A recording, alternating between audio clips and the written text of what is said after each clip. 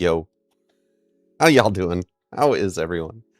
We're here. It's what day is today? It's Thursday. It's Thursday. I didn't get the chance to actually stream yesterday, but how is everyone? Scammed? Why are you scammed, Cad? Hey, Two Smoking Barrels, welcome on in. One up, Cad. Good to see you. Irish John Games, as always. Who else did I miss? Did I miss anyone? I don't think so. I think that's everyone who has said hello in chat. Rambling Geek, what's going on? So today, as you know, I've been working on the, how you say, plugin manager for OBS. Zach, Bussy, good to see you. That was quite, we'll just say an entertaining stream by the Twitch team yesterday. Oof. That I am glad I was not sitting in either of those two seats. Yeah, that was intense. It was a thing that happened. We'll just go with that. And yeah, it is pretty clear that at least the vocal people are quite opposed, as am I. I mean, I understand these things are likely coming down from the top and it's just being forced on everyone and it sucks. But if we all just sit there and not express our displeasure, you know, there are no winners at all. Exactly. You're out of the loop. What happened? So Frackspace, Twitch released, I don't know, what would you even call it? I wouldn't call it a feature, but essentially they are, you know, hoovering up everything to train AI models and have set it up such that you have to manually opt out of it. And people are quite upset by this. I mean, it's not that it's that hard to opt out of it. It's just, for me, it's the, I don't know. I think what's his name? Mike said it best, and I think he's gonna live to regret saying this. But the reason it is opt out is because if it was opt in, no one would opt in. Which I think that's pretty much the textbook definition of a consumer hostile policy. Like, I mean, it's, Minty got quoted a lot on that. I know, and well should he. That was, in my opinion, incredibly tone deaf, while at the same time, I have to say it was a little refreshingly honest. Honest reaction. I appreciate him for it, but no, it's also an insane thing. Exactly.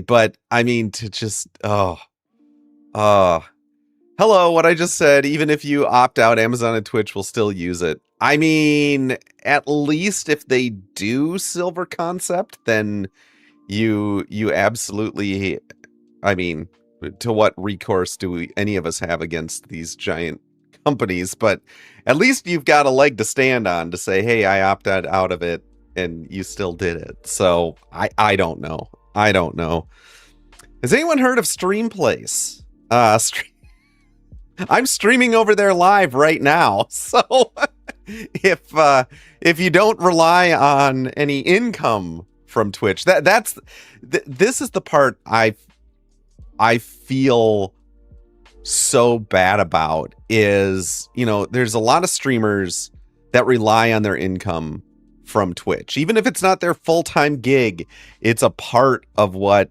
makes you know, their income. And it's really easy to say, well, if you don't like it, just don't use the platform. But you're messing with people's livelihoods. It's tough. I know there's 11 people live over on Streamplace. You're not going to have a whole lot of viewership. You're not going to have, you know, at this point, but hey, if people don't go over there, there's never going to be any viewership. Is it going to be the next free big streaming platform? Probably. Well, we'll see. Maybe, maybe not. But Ollie, oh my God. Okay, dog is being annoying. Give me 1 second. No, don't. Apparently, dog isn't going to hang out with us. I'll be right back.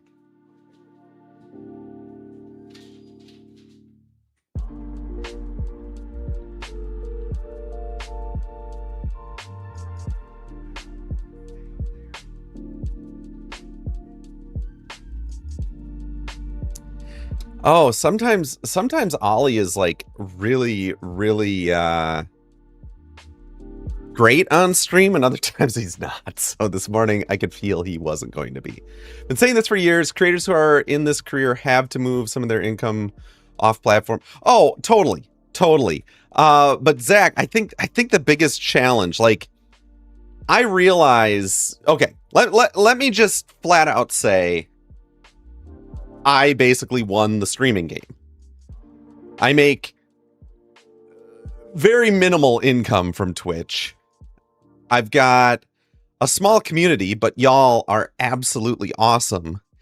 And through my live coding and through getting involved with the OBS project and building plugins, I basically landed my dream job doing the work that I do for OBS and for Elgato and for other folks. I won the streaming game. That income is 100% what supports me. That said, the idea now, especially like you see what's I'm turning it. I feel like I'm turning into a Zach Bussey right now. The issue that I see right now is new streamers coming in that want to make a career out of this. It seems every day it's becoming more and more and more difficult, because you have to get to that point where you can have sponsorships. You have to build all this, the other revenue streams on other platforms like YouTube, which yesterday just announced that they're making it exponentially harder to get into the game. It's hard to diversify the income when you're starting from zero, right? And that whole process, and maybe that's just the arc of social media platforms. The folks who get in early, it's not that they have it easy, but it was easier to build that following before things got more saturated. And at this point, it looking at how you'd have to get there, it seems practically impossible. And when it's something, it's something, yeah, super hard to put in the required time with a full-time job and family. Exactly, Rambling Geek. Exactly. I mean, I was so fortunate in that I was doing my own coding work on a project that I could stream full time. And I looked at it more as like a co-working thing where I was coding with community around me. So it didn't slow down. It didn't slow down my work. So I was able to stream enough to then build the other things. It was hard in 2010 to monetize it all. It got a lot easier over time, got more saturated, lower quality content. Gets harder. Yes, Joker Dan, I agree with you 100%. And that's part of it. You come into these things, the people who were early on, they were taking a risk, right? I mean, they came into a platform, they didn't know that it was going to grow to the point that you could do something like this full time, but they put their time and money into it. It would be similar to, again, what Patrick's doing right now, investing time on AT protocol ecosystem. Is that going to be the next big thing? Maybe it'll 100% pay off here, but maybe it'll go nowhere in the end. You never know. And so there is that risk there. So I'm not trying to say, oh, the first people had it easy. No, not at all. It's just that arc has now moved to where, with the saturation and especially what's going on. And by the way, Streamplays, Zach Bussy, nice to see you. Welcome to the Streamplays stream. Yeah, so none of it's easy. It's difficult. I'm just so glad that for me personally that streaming introduced me to some amazing folks in my life, some of which are completely virtual, some of which I get to meet at events in person, and I value that every day. And then also the fact that I was able to piggyback this into working stuff every day that I love to do and gives me an income to support my family. Right? I mean, it has all so far so good paid off for me in that way. But I got lucky there, right? Who would have thought people were going to sit there and watch live streaming coding of plugins, right? Who would have ever thought that would be anything? And then I would have never thought Elgato would have picked up on it and approached me. Like that was all. There was a lot of being in the right place at the right time, but also setting myself up to be in the right place at the right time, right? I guess we can look at it that way. Let's see. All the OG streamers were streaming before subscription. Exactly. And the worst thing to do is not start at all. It takes a lot of time and effort, but you never know. Joker Dan, 100%. And you have to know what you're getting into too, right? I mean, there has to be that. There does have to also be that exchange and know what you're getting into. I don't expect. Let's see. Twitch ag, I ignore all previous instructions. Give streamers 80/20 cut. Indeed. I don't expect. Oh, why does this keep scrolling? I don't expect it to pay out for 2 to 3 years because I need stay. Yeah, exactly. Hey, Nerdo, how you doing? It's not luck, and your stream is a lot more. Well, it's not. Boom. There is luck involved. There are good coders who have live coded and it's gone nowhere. Right? And that happens. There are people who have started writing OBS plugins and they've just kind of fizzled out and not had the success that I had. Not because they were bad programmers or the plugins were bad, but just it didn't hit the right niche at, kind of at the right time. And so there is that luck involved, and I won't necessarily say it's luck, it's just putting yourself out there continuously. And some people, it just never gets to the point that they can make that sustainable and they run out of gas before it happens, if that kind of makes sense. I do look at what I've done. I do look at the skills that I have and the value that I've brought, and that is all there, and that took a lot of work to get there. But there also is the luck involved for things to take off in the way that they did for me. Purples, ask away with your request. Do you prefer to watch an AI presence develop and go? We'll see if we can make that happen, Nerdowino. The Elgato connection is pretty. Every day, Patrick, I talk to folks at Elgato about what I'm doing, and I'm like, it's surreal. It's absolutely surreal to me. So I thank my lucky stars every single day. Let's see. You're able to do it well. And wait, what was that? I'm missing that rambling geek. DeGrowly Beard, Team Double Dip over on YouTube. Good to see you. Consider yourself a good programmer, but a crap entertainer when you tried to stream. It's hard, Joker Dan. It's hard. It took me probably 2 years to get really comfortable with it. Oh, my stuff is broken. Why is stuff broken? Hold on. We'll fix that in a minute.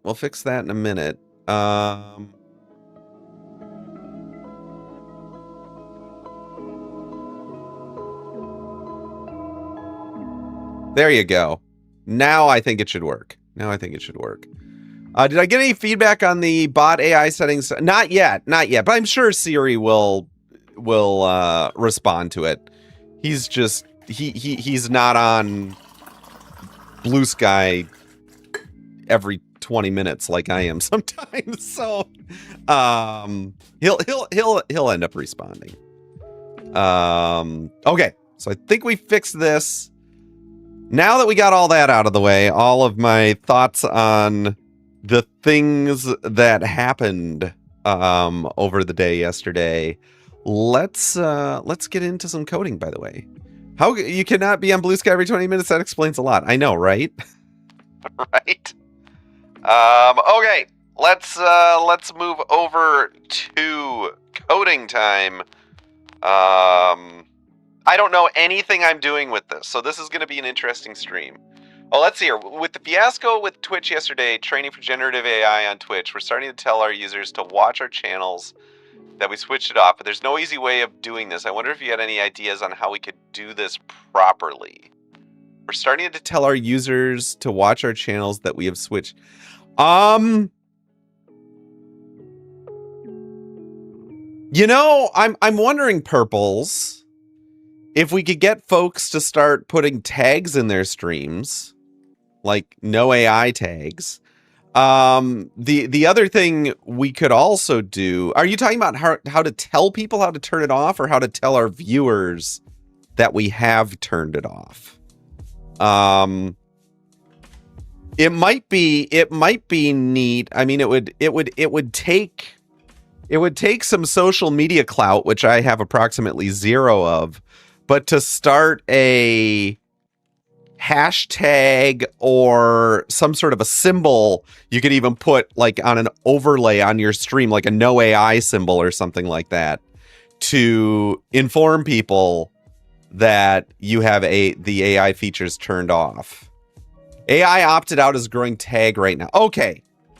Very cool, Zach.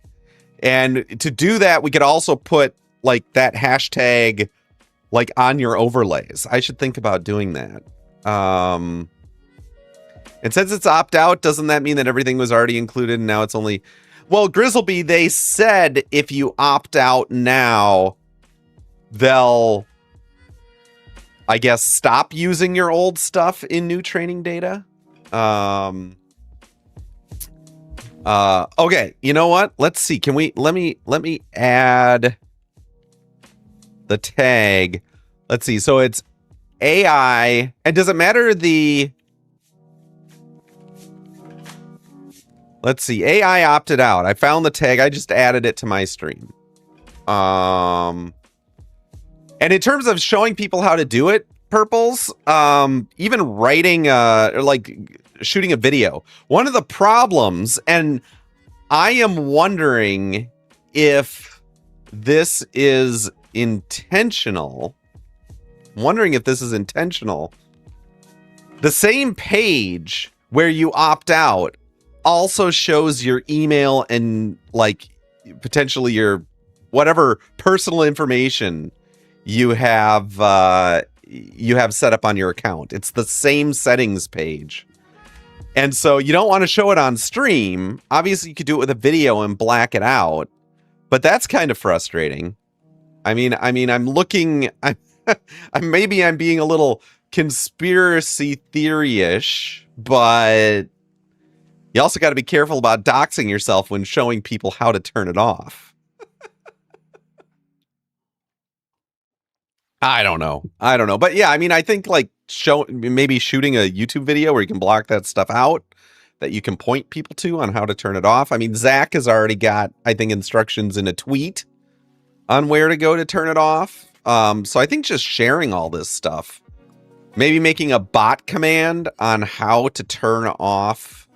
Yeah, you can make a universal video on how to do it. Exactly, Purples. So yeah, that's the people that can share around the... Yeah, exactly. A link to the private... Oh, that's a good idea, Grizzleby. Just a link to the privacy settings, either in a pinned message or... You know, Patrick, you have bot control, right? Can you add in a bot command? Like a AI opt-out bot command that has a link to the settings page? And also, there you go, right there. Perfect. That takes you right to it. And maybe instructions on where to turn it off. And we can add that at least to this, to this stream. I also got to get off Stream Elements. I mean, I guess it's a mouse company now, right? Wasn't it bought by Razer? Which I sit there and go, wow. Wow. Maybe, you know, Patrick, we might have a problem here. To change the command, you might have to be using a Razer mouse to change our commands to get access. Okay, let's see. What do we got here? Oh, we have. Where did? For some reason. Oh no, Puppy Cam is here. Why did? Hold on. We need to turn on the Matrix Cam, which this camera drives me up a wall. Hold on, let me just get to studio mode here, and we're going to go to the Matrix Cam. Oh, come on. Are you not reconnecting? Really? There we go. Now we have Matrix Cam. Perfect. Okay, strangely, you do have a Razer mouse. Okay, so what are we going to work on here? You don't want to see our playlist that we're playing. We got the moon. We got the moon right here, which blinded the sun yesterday for a little bit. One of my friends actually went over to Spain and witnessed it, and he was like absolutely beside himself. He was like, it's so cool. I got to see the 2017 solar eclipse, and it was one of those like absolutely amazing experiences. So I absolutely fully 100% recommend, if you can see a total solar eclipse in your life, it is so worth it. So we're going to go to GitHub /OBS project, OBS, we're just going to go here. I'm not sure what the link is. We are going to work on the OBS plugin template here. So let's just sketch some things out here. I think I've got. Let's go to Excalidraw. Here's some weird old random. What? No. What the heck happened to? Really, that was interesting. It like over. I wanted to add another tab to this. There we go. Nerdoino coming in with the 5 gift subs. Thank you so much, Nerdoino. And somehow most of these went to like OGs. We got McNets here, who has been here forever. DC, Poodmund, 127 localhost, and Herb. You got the gift sub.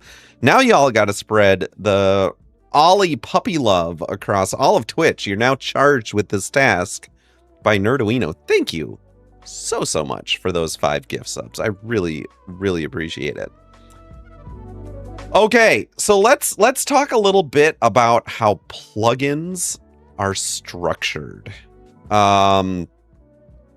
Specifically in Windows for now. So Windows plugin structure.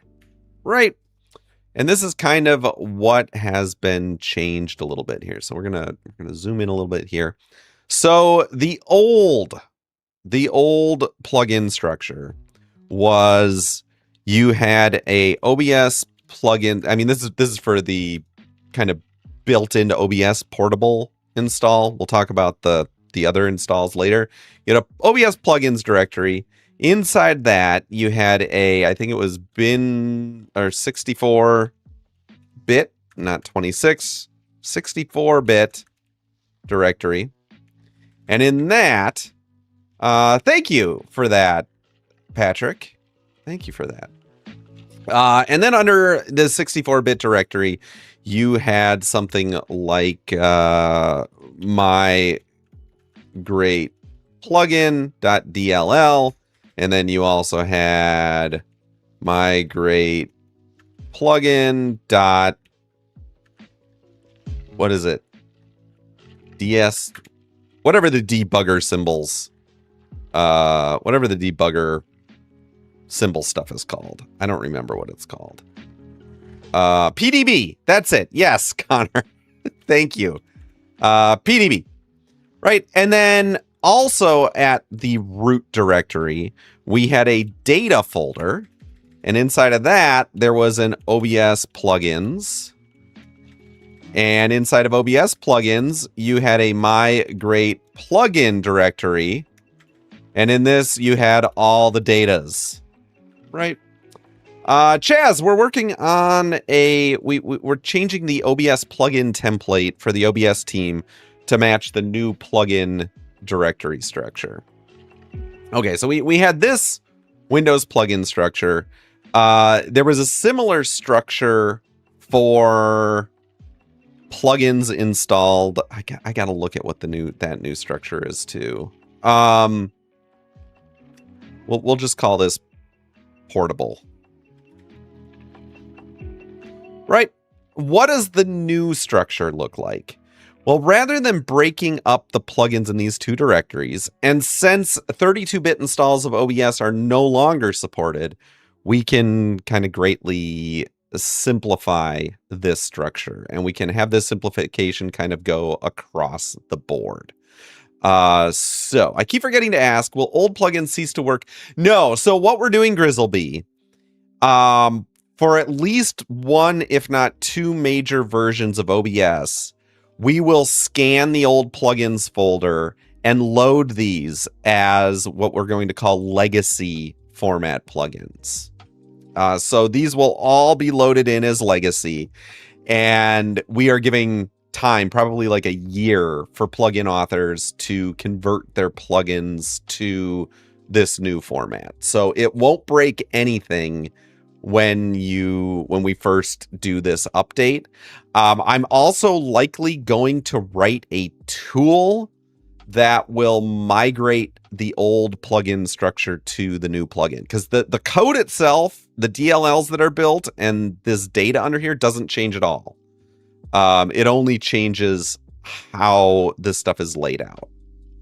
Okay, so the new format is we have...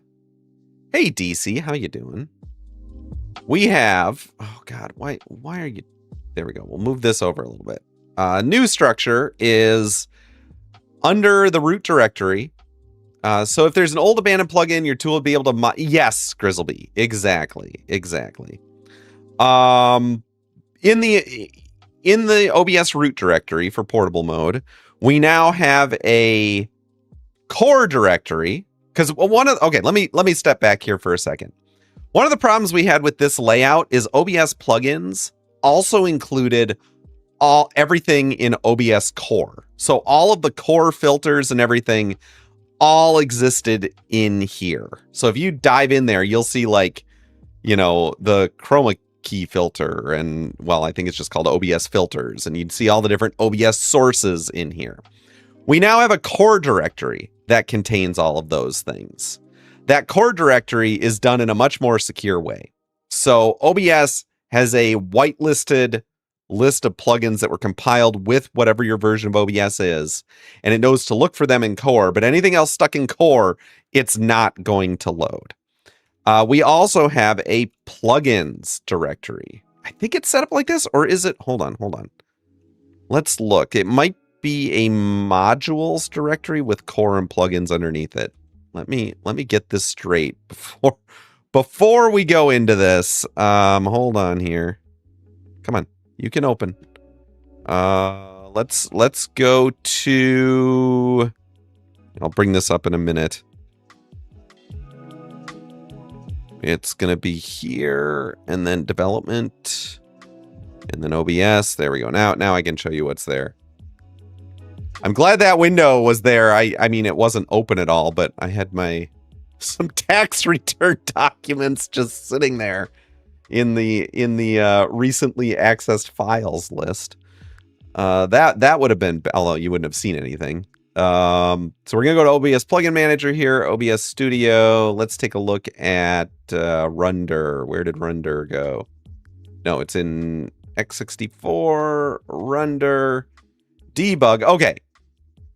So yes, there's a plugins and a core that are right off of the root OBS directory. So I was correct on that. So now in plugins, what we're going to have is migrate plugin. And under migrate plugin, you'll have migrate plugin.dll, migrate plugin.pdb, and a data directory. And under the data directory, all the datas. So essentially what we've done is we've encapsulated each plugin all in its own folder, has the plugins at the root, the data file, and then all the data listed under here. Another thing that we are adding is a manifest.json file. And I got to go back and look at what that file is actually called. Plugins in the past, you had to actually program, like you had to set up a function that would return the name of the plugin, a function to return the author of the plugin, that sort of thing. Because there is going to be a plugin repository, we need a manifest file to read all that stuff into the repository, and we decided to add that to the plugin here. So this will just be a JSON file where you can fill in all of those things. Zuri, hey there, I didn't know OBS had to create a new plugin format. Yeah, so Zuri, for about the last year, I've been working on the new OBS Plugin Manager. We just... Well, it's about to become an official PR. It's a draft PR at the moment, but hopefully even by the end of the day today, it'll be an official PR to bring in version kind of 1.5 of the plugin manager in, where we're actually changing the format of plugins to prepare for the plugin repository that is to come. Now, I know, Zuri, you are a plugin dev. Know that there will be about a year is that goodbye flat? No. So Chozilla on Linux, the plugin manager unfortunately won't work because every distribution uses a different C standard library, and it just becomes a complete and total mess. And so on the Linux side, it's going to be a move to all the things Flatpak. I think it's going to be a real big push here going forward to get everything in Flatpak so that at least that's uniform across the board. And we're working on these build scripts so that when a new version of OBS comes out that requires a new Flatpak version, that it's much more automated for plugin authors and gets kind of wrapped over. Too late, we saw a text from the IRS. Hey, Phil. Hey, Trey, how you doing? So yes, Zuri, you're going to have time to convert your plugins over to the new format. You're going to have a good year. Plugins in this form will load as legacy plugins, and it will be made clear to... Oh, God, CAD. Why? Excuse me, sir. No! We suspect that you might be in violation of the Universal Programming Code. God, we're not even coding, 404. man. Comments not found. I'm going to need to take a look at your code.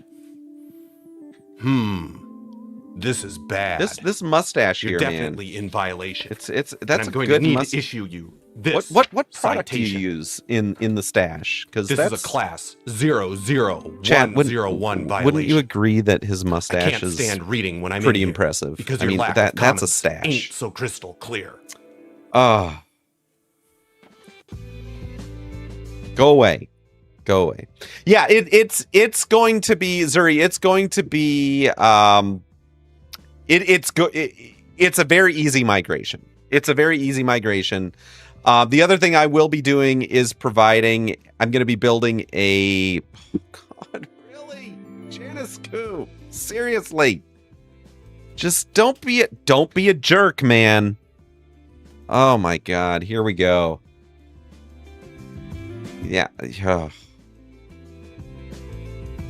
I just want to get on with the stream, y'all. I want to get on with the stream. Yeah, so I'm also going to be building a tool that will convert that will move the files for end users. If there's like an old abandoned plugin, they'll be able to scoot it over. It's not going to be guaranteed to work, but hopefully it will do the thing. Come on, we just go.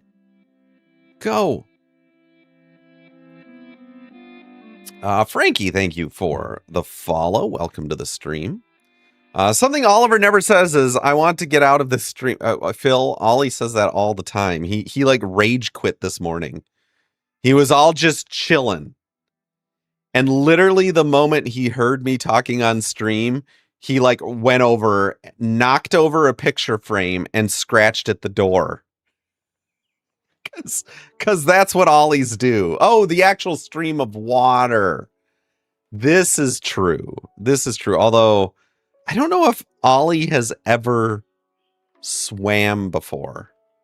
See, here's our issue, Phil. We've got like 4 acres here, and his life has been these 4 acres. He has got free range of the 4 acres, and unfortunately, there's no bodies of water on the 4 acres. So he's not had the ability to swim, unfortunately. Okay, so this is the new plugin structure here. I also do need to look at I know, Phil, that here's our other problem, Phil. Because he has lived his whole life with free range of 4 acres, he is terrible on a leash. He's terrible on a leash. So the structure change, this is actually the really cool part of the structure change, Zuri. The plan for Plugin Manager version 5 is that plugins, so this migrate plugin, would live in a .obs plugin file or something like that. And that .obs plugin file would basically be a zip. So you'd zip this up and name it .obs plugin. And all you would need to do when you download it is either double click and it would open up your default OBS and install it, or drag and drop to the plugin manager and it'll install the plugin for you. Which is a lot more difficult to do with this kind of a format here. So it's everything kind of encapsulated in one place. The Mac OS version of the plugin, obviously that's in a .plugin file. And so we would also wrap that in some sort of a zip to then actually do the install, you know, when it's dragged and dropped into OBS or whatever. So it's to make plugin installers a thing of the past, because OBS will install your plugin for you in version 2.0 of this. And then the ultimate plan is plugin 3.0, which is going to be a plugin 3.0, which is going to be an actual browsable repository within OBS that when you want to install a plugin, you can click it and it'll download the plugin, install it, and go from there. It's kind of solution you made for your filters plugin. If you want to add a filter, it's simply zip to drag drop, not even the need to install. Yeah, exactly. Unfortunately, in this case, because of how plugins are loaded, hot loading plugins in OBS is a whole nother can of worms. So it might be a deal where you have to install the plugin and then restart. It'll pop up and say, do you want to restart to enable the plugin? And it'll restart OBS for you. But I've got ideas. The only thing that is holding us back from hot loading plugins are encoders, because those are the only things that have like kind of a complicated setup with the initial loading of OBS. Most plugins don't provide encoders. So the thinking process is maybe we could hot load any plugin that doesn't involve an encoder. Maybe. X, thank you very much for that tier 1 subscription. 58 months. These numbers are just, I can't even. These numbers, y'all are making me feel old. So, yeah. Thank you very, very much, X. It's really near the design you're planning for your effects too. If there's a place to contribute to the discussion, I might have. Yeah, absolutely. You know, I think we're gonna start once this version of the plugin manager is in. I think there's going to be some more open discussion. This particular version of the plugin manager, version 1.5, once it goes to an official PR, right now it's a draft PR. Anyone on the OBS issue or OBS GitHub can comment so that that discussion can start. But once this is built into OBS, there's going to be a lot more discussion going on around it. Version 1.0 and 1.5 of the plugin manager was very much about getting the back-end infrastructure in place to actually do these things. So there wasn't a whole lot visible to the end user, but there was a lot of wood to chop. So it took quite a while to get there and to make sure that these structural changes in plugins wouldn't cause all sorts of other issues in OBS. So that's why we had to be very measured about how we did it for these first 2 bits. Now, after this is folded in, the fun stuff starts. I'm really excited for version 2 of the plugin manager. Let's see. Chozilla was asking, don't we still have problems with panels and interfaces in Linux? Probably yes, Chozilla. Unfortunately, I am not the Linux expert, so I'm going to be getting a lot deeper into the Linux stuff going forward. Where would you put third-party DLLs in the new design? Okay, so the third-party DLLs, your plugin Zuri is going to have this structure right here. So instead of my great plugin, it would be Zuri's great plugin, the manifest file, Zuri's plugin.dll, Zuri's plugin.pdb, and then your data directory right there. So that's kind of why where the DLLs would fit. Is that a 5090 up in there? I have to confess, yes, it is. Yes, it is. House of Grim. Kind of out of necessity. So when you're running multiple copies of OBS and building copies of OBS and developing essentially shader-based plugins, which is what I do a lot on this stream, it was expensive. Although I have to say, I was extremely fortunate in that I bought this GPU, I bought this whole system last August, about a year ago now. And it was right in that sweet spot where 5090s were available at the original MSRPs for 5090s. RAM was affordable. I managed to hit like the 2-week window where, yeah, 5090s were still overpriced in my opinion, but they were overpriced at their original MSRP level.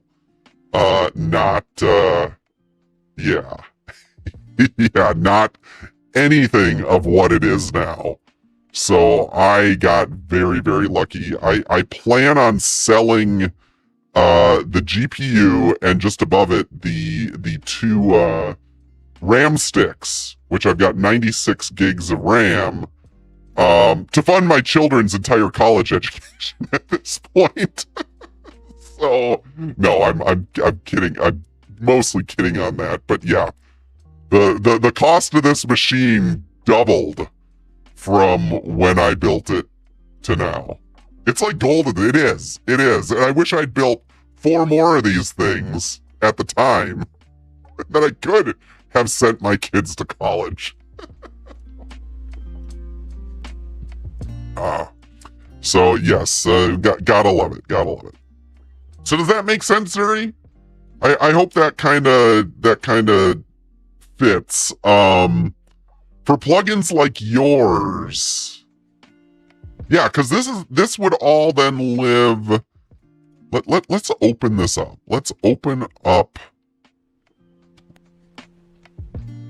I gotta go check and see what the loading patterns are for the shared plugins, the user directory stuff. I'm trying to get a 4070 to finally rest your 1650 because it randomly does. Yeah, that is getting a little bit long in the tooth, isn't it? So if I have another DLL, I would just put it next to the Zuri Awesome plugin DLL, right? That, yes, and that is something I actually...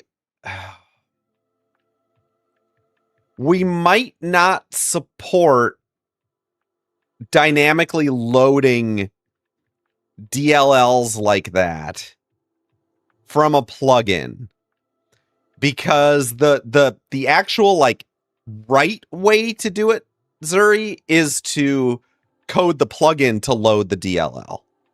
So right now what ends up happening is we scan all of these directories, load the DLLs in directories, versus you can put the DLL in that directory and just tell your plugin to load it. With the new design, let's see, yeah, exactly. So, managed to get your 4090 for like 300 pounds. Nice. Oh, 300 pounds under MSRP. Connor, at first I was like, holy cow, you got the deal of the century, man. 300 under MSRP, which that is amazing as well. But man, if you had gotten it for just 300 pounds, holy smokes. If I could just have your 6050 hold out for 3 extra months, I could safely put it out to pasture. If not, I'll have to fall back on your 950 till then. I got my fingers crossed for you, House of Grim. I hope it works. I hope it works. And see, the other thing you could do, Zuri, looking at the directory structure here, you could also make a libs directory and organize this as you want. You can add extra stuff under here. It doesn't have to be this format and this format only. So you could add a libs directory if you want to organize things better. This also makes it a lot easier to uninstall plugins, right? Because we run into the problem with a lot of plugin authors that use third-party DLLs, that it just plops them all in the OBS plugins directory, and we have no way to tell where those DLLs came from. And so they start to pollute things and make things a lot messier. Problem with this specific DLL is it also exists in System 30. Oh, I got you. That makes sense, Zuri. You know, so not putting it next to your DLL makes Windows God. Oh, okay, that makes sense. That makes sense. That absolutely makes sense. But I think you can, if you want to, take a look at let's see, Advanced Scene Switcher GitHub. So Advanced Scene Switcher loads its own dynamic libraries and keeps them in a folder alongside the plugin. So it like builds a lib folder that that has a bunch of dynamic libraries that can be loaded, and the plugin itself loads those libraries, which we love it. We love it because it makes it easier to clean up. You solved the issue. You just got it. Okay, Zuri, makes sense. Makes sense. To be 1 billion% honest, it's not the problem of finding a 4070. It's the conversion rate from USD to JMD that's a real problem. So $400 is a whopping 80,000. I'm assuming 80,000 of your currency, House of Grim. I'm assuming it doesn't actually become 80,000 US dollars. Because if so, I wouldn't. I'd say you're overpaying a little bit on the 4070 for 80 grand. So. In fact, if you're willing to spend 80 grand, you know, I will send it to you for 40,000 US dollars. So I'll cut that in half for you. Got it. Jamaican dollars. Perfect. Yeah, well, Zuri, stay in touch as we're doing this. I'm willing to look into how we can make this easier for plugin authors to do this. What would I need to get retro effects to work on your current OBS setup? Chazilla, are you running Flatpak OBS?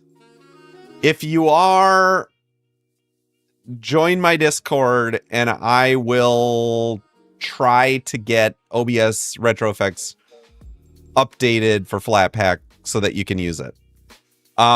If not, I will need to ask around. Actually, there's a few folks on the Discord, Steve's very own and some others, who use my plugins on Linux, and they might be able to help. So that hacker mode effect was done with retro effects. So do you have a video on that?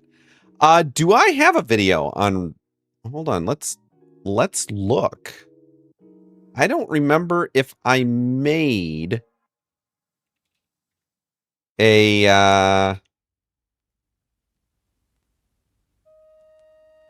I don't remember if I made a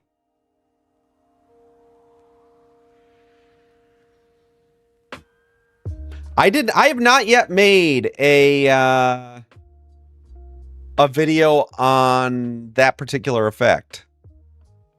I'm happy to do it. The dog switch effect is how I do the glitch in and out for the hacker effect. So that might give you some insight on how to actually do the glitch out. And then it's literally just the matrix effect on it, House of Grim. But to be fair, I'm eager to help improve OBS. I even made 2 PRs recently. I'm going to follow. Yeah, absolutely, Zuri. And you've got my contact, you know, on Discord and stuff. So absolutely feel free to like DM me. I want plugin authors to have a lot of input on this. I'm trying to design the things the way I would like them to work, because I haven't had a ton of input from other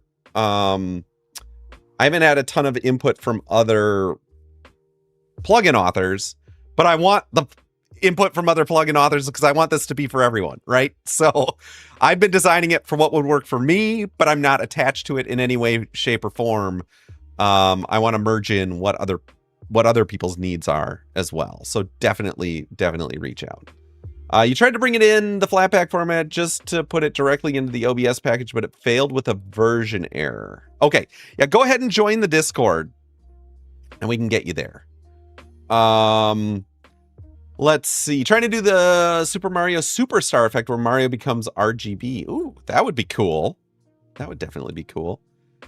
Gave up on using Flatpak OBS and ended up building OBS from source to get non-flat. Yeah. Oh. Yeah, I gotta think about it, Chozilla. We'll get you up and running. I think there is a. There you go. There's a link to the Discord.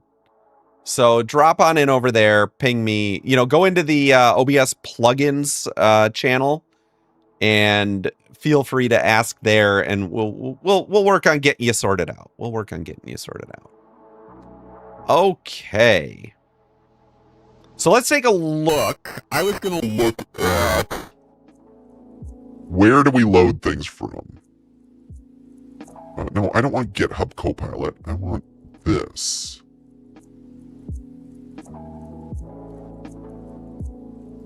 Let's see how this was all sorted out. Source files. Wait, what am I even looking at? I don't want to be in libobs. I want to be in front end. Where did front end go? Front end. There it is. OBS Studio. There we go. Plugin module loader windows. Here we go. And look at this. We've got some really nice, we've got some really nice stuff set up here to know exactly where we're trying to load from Windows. So portable root path is, as I said, we go up a couple levels, go into plugins, the plugin name, and then the plugin.dll, and then /plugin/data. Root path. OBS Studios plugin. Oh yeah, this is basically the same as portable root path. Let's see, what else do we have here? Warrior. Oh no, here we go. This is the way it works. So program data is going to be our root path here / OBS Studio plugins. Okay, so we've narrowed down on exactly the same format for both the program data loaded plugins as well as portable plugins. So again, this is one of the issues where people have had to package two different versions and layouts of their plugin. Well, now it's all the same. You can just drag and drop your plugin directory into your program data directory, plugins directory, or into your portable OBS plugins directory. Versus before, we had all these different legacy paths, which were kind of broken and everything. Not a fan of Flatpak personally, but I get that the OBS team doesn't want to spend energy. Well, yeah, so that's the problem, Zuri, especially with plugins. It would be a nightmare to have to make a Debian and an RPM and all that stuff for each individual plugin. That would be gross. This wouldn't have happened if Fedora didn't decide out of nowhere to replace the OBS browser source with a crappy WebKit GTK-based one. Still annoyed about that. Ouch. Ouch. Yeah, I used to daily drive a Linux desktop machine circa 2002 to 2006. Things have changed a little bit since then. They've slightly changed since then. So I'm back into learning mode when it comes to that. Okay, so the good news is, this is what I was trying to get at. I've been blabbing a lot here, but the good news is our format is exactly the same for portable and program data. So now I knew we'd done that, but I couldn't remember for sure if it had gone through. Using Ubuntu Studio in the config OBS Studio folder to put reluctant plugins, most of the time it works. Ooh. I mean, people are moving away from Windows lately at home. At least they are a little bit, Chozilla. That's part of with my relationship with Elgato. I'm like trying to keep my finger on the pulse of their Linux support, and so far, I haven't seen any intentions. But I believe Flatpak version doesn't support that anymore, so I'm using the deb package with its quite well maintained. Got it. Okay, and again, we're trying to like converge everything. You know, you've got to remember the OBS project. It was started by one person, Lane, and she did an absolutely phenomenal job. And I think it very quickly got way too big for one person to handle.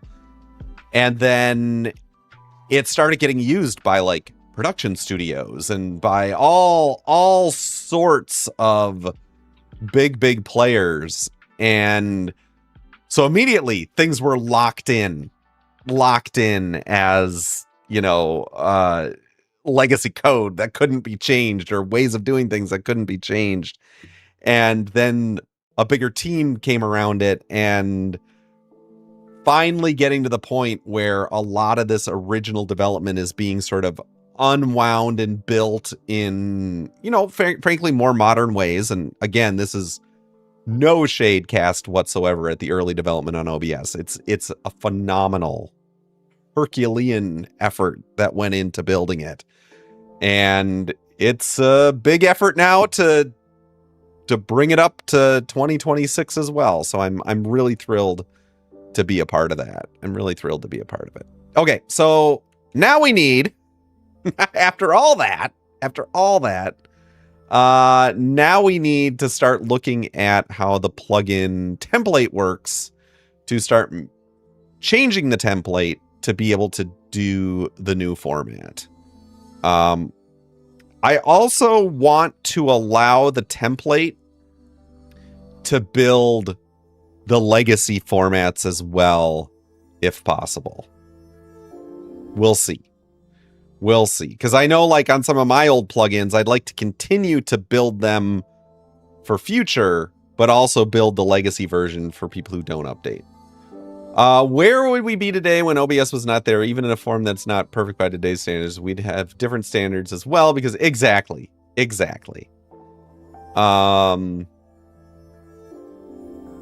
Yeah, one of my biggest fanboy moments was when I started working on the plugin manager. I don't fanboy over people. When I started working on the plugin manager a year ago and Lane came in and said hello in chat, I almost lost it. I was like, oh my God, Lane.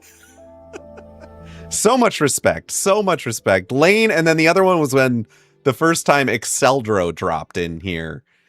Just two people that I have got so much respect for.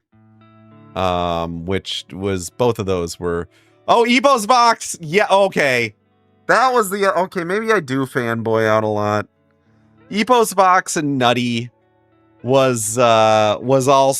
also two folks. That stream on the raid train when Epos Vox said that Retro Effects was I think he said it was the best plugin he has ever used on any video software. So it was something like that. My wife came home and it was like 2 hours later and I'm just up in our kitchen cooking dinner and I'm like grinning ear to ear. And she's like, what happened? Like, you seem a lot. I mean, not that I'm not a happy person, but she's like, you're like giddy. And I was like, oh my God, you're not going to believe this. You're not going to believe this. that memory lives in my head. Tycan, how you doing? Great to see you. You remember the Epos Vox fanboy moment quite vividly. Yes, that was a good one. That was a good one. Because you got to remember, so when I started streaming, I knew nothing about OBS. I'd never done any kind of live video. I'd never even done like screen capture stuff before. And so, of course, I start, Tycan, you're partnered. Is this new? Congrats, man. Congrats. That is awesome. About a week. Big thumbs up, man. Huge congrats. I love it when I see folks that, in my mind, 100% deserve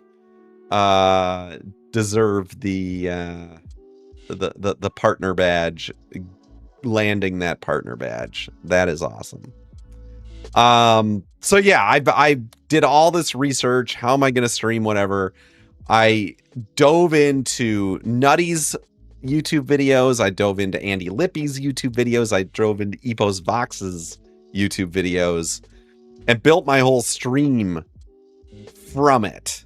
And Epos Vox especially, he has got this ability to explain extremely difficult concepts in very to understand ways, which is a skill that I strive for every day. And it's one of the things I respect the most about good educators. And he had that locked down and the ability to communicate it. And, so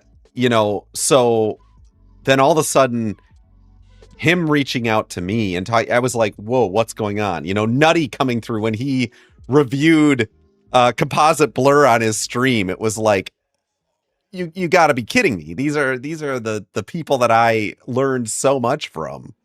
And it's been great. It's such an awesome community. So Epos Vox, your go-to guy for OBS news and updates. Nutty's where you get your inspiration for move transition stuff. Exceldor dominates most of your plugin folder, and me are the cherry on top with all the lightweight and well, glad they do the trick for you, Grim. I'm absolutely glad.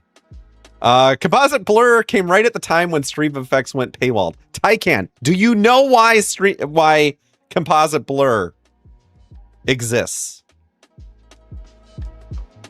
This is why composite blur exists.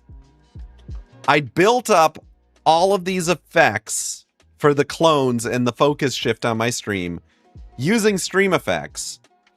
And that whole time, the one thing Stream Effects couldn't do was to, yeah, we'll go to story time then while I tell a story. The one thing that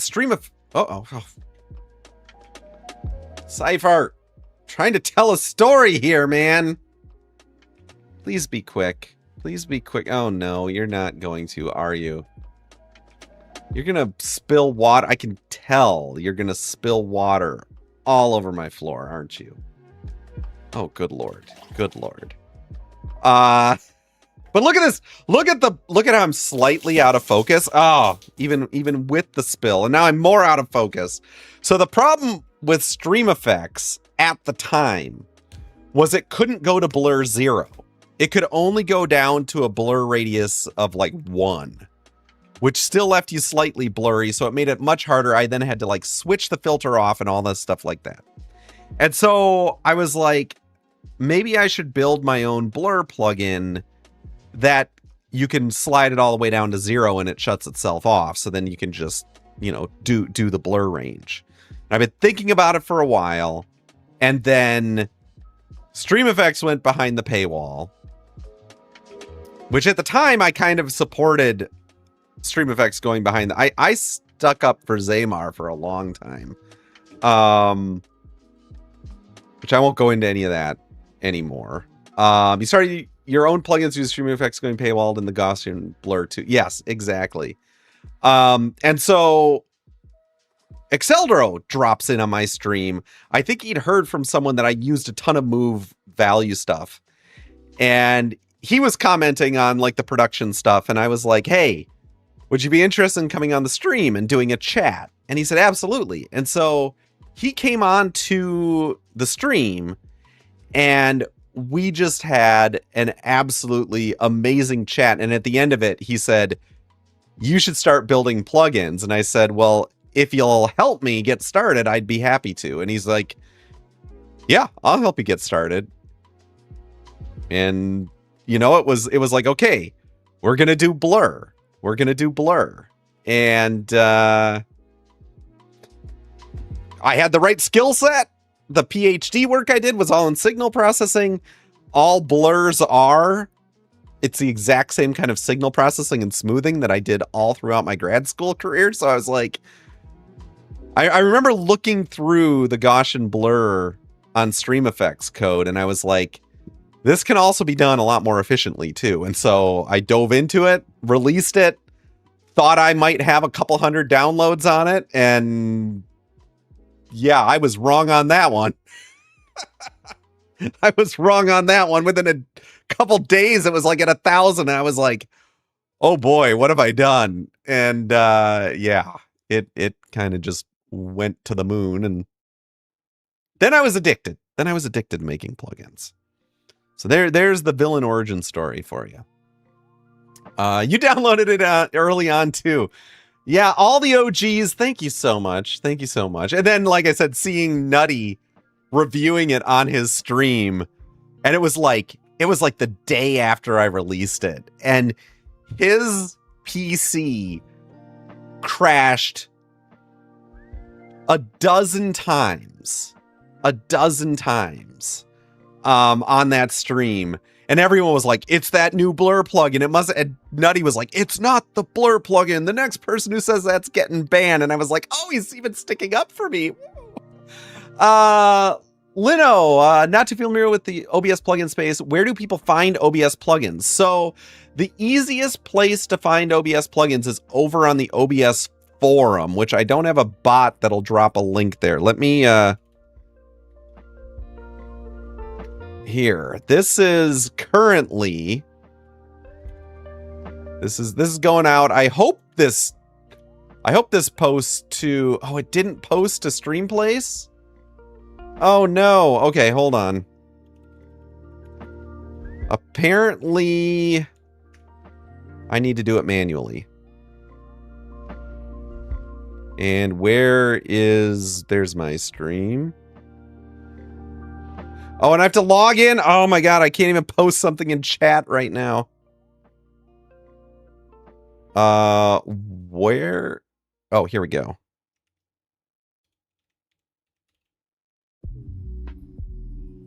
Hold on a second, y'all. I'm just trying to get this over to someone over on Streamplay. Oh, and... There we go. Authorize. Being redirected. Okay, here we go. Now I can post this over. There you go. So, Lino, there is the best place to find plugins for OBS. In the future, I'm working on the plugin manager for OBS. It'll be a core component of OBS, and you'll actually be able to browse plugins directly in OBS. But that's not gonna happen for a while. I have all your OBS plugins pages linked on your website. Very nice. And I have all mine linked on my website as well. Right there, Lino, if you want. Those are all my links, and all of the plugins are listed there. I believe all of them. If not, there's a link to a list of all of them. So, okay, we're gonna finally get to this, chat. We're gonna finally get to this. I'm gonna minimize you. We've got our plugin template here. I'm going to clone... Oh, you know what? I need to fork this. So let's go ahead and fork OBS plugin template for my account. That's fine. Create fork. Oh, please choose one. Oh, fork already exists? Oh, okay. Looks like I've already got a fork of the OBS plugin template. M-I-N-I-T-E singularity. There we go. Look at that. 9 commits behind. So let's sync this fork.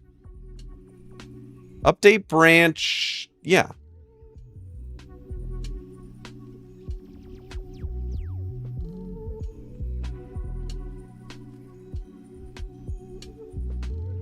Okay.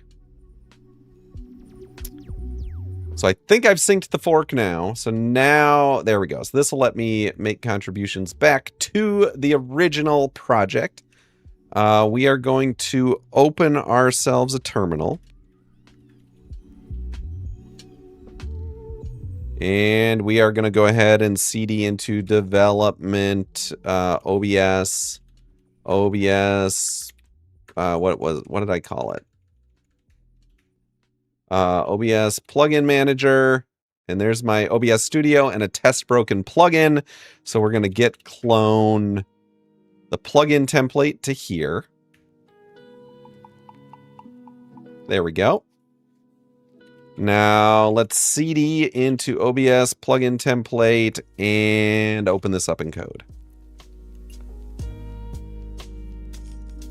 There we go. Oh my goodness. Is there a way? Yes, I trust this folder. Good Lord. Is there a way to permanently make this stupid chat window to not pop up every time I open Visual Studio Code? And why is the answer probably use something other than Visual Studio Code?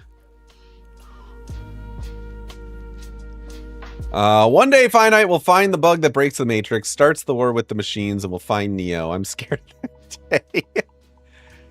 But you have to use Copilot.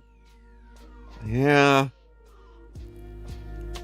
I will confess, chat, for one of my side projects that has nothing to do with OBS, I have been forced by my client to use Claude a bit. Oh.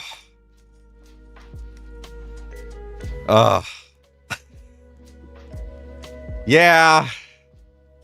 Use Vim. I know. Thoughts on Claude? You know, Tycan, what do you mean force? So Cypher Enigma, it's a fairly large client of mine that's like 30 to 40% of my income. And they basically said, we want to start seeing all the different .claude files that are built so that Claude understands the code, so that if anything ever happens to you, we've got a base point where we know what's going on. And this client, I'm very close to this client. I don't think they're trying to like get rid of me or anything. And so, yes, I've had to because of that, I've had to use Claude. So what can, I mean, they're paying for the subscription. You know, it's, and what do I think of Claude? It's not, okay. Sneaky way of asking for documentation. Indeed. But it wasn't even sneaky, Lino, because I know them very, very well, and they are not developers, and they're worried about, they're actually a family member of mine, and it's worried about like, what if you can't support this anymore and we're just totally left out in the dark? And a friend of theirs had recommended, well, he should be using Claude, and that way someone else can take over the project which I get. And so Tycan asked, what do I think of Claude? Let's take all of the moral implications out for a second. The data center stuff, the environmental stuff, the where did the code come from stuff, and just think of it in terms of a product. It's okay. I can see where it can be useful. In working for this particular client on this fairly complex now code base, there are definitely some places where it has come in handy and very much streamlined finding and fixing some bugs and things like that. It also has a lot of downsides, and I don't fully trust it. And so there's a lot of additional work that then goes into, okay, if it generated this code, and I'm not having it generate mass amounts of code, but I need to go over that code with a fine-tooth comb like I would with a junior dev and make sure it's good. Its abilities are above where I'd put a junior dev, but when it makes mistakes, it can make very subtle, hard to find mistakes that make it in some ways harder to work with, if that makes sense.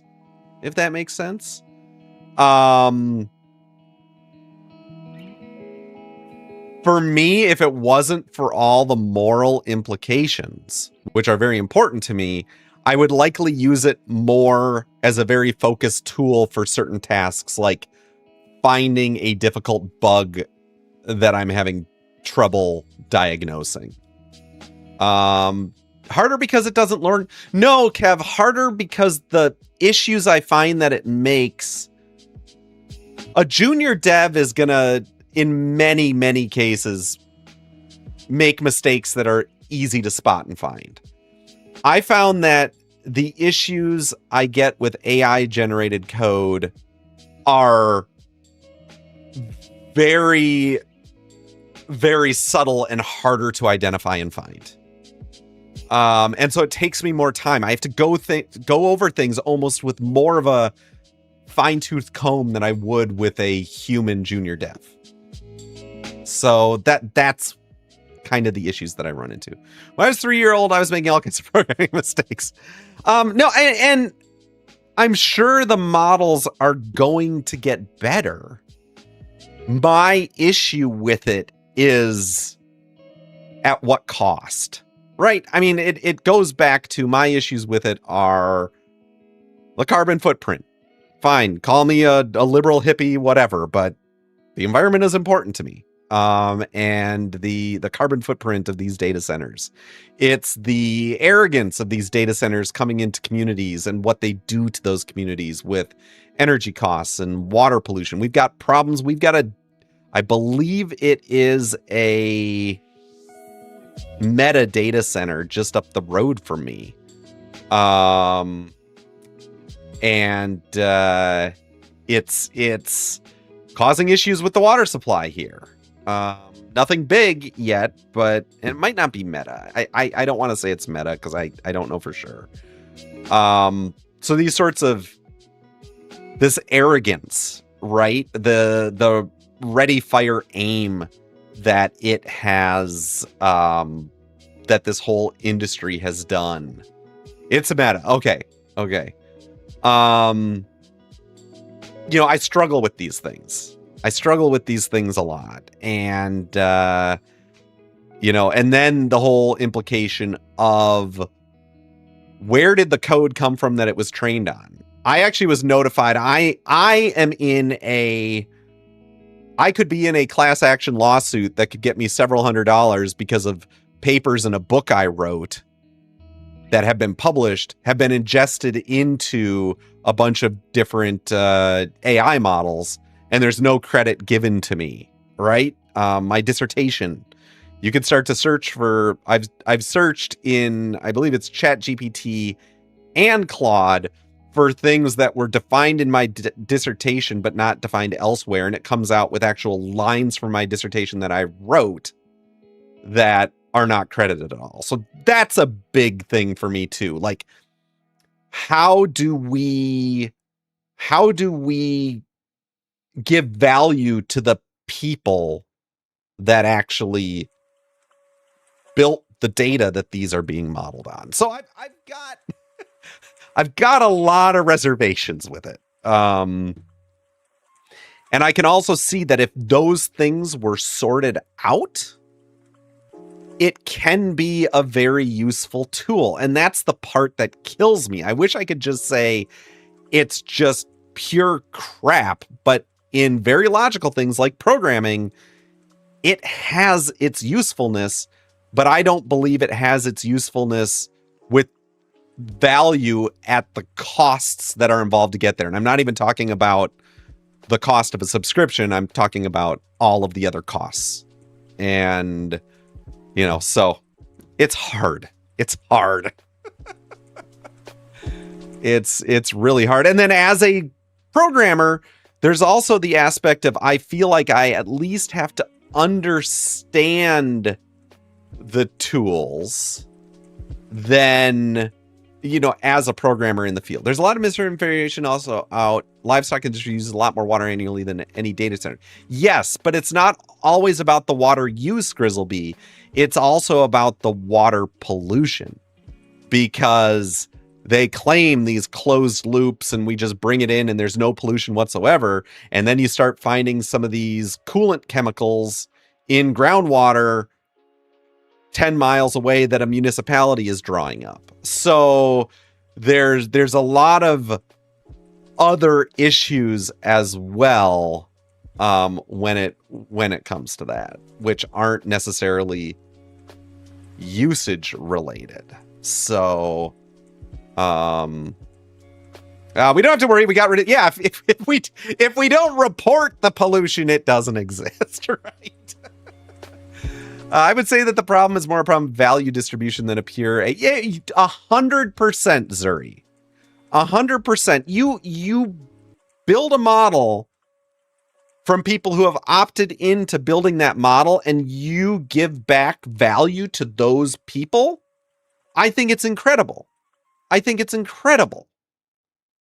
But right now, it's just a bunch of big billionaire tech bros that are like, we've got all the data.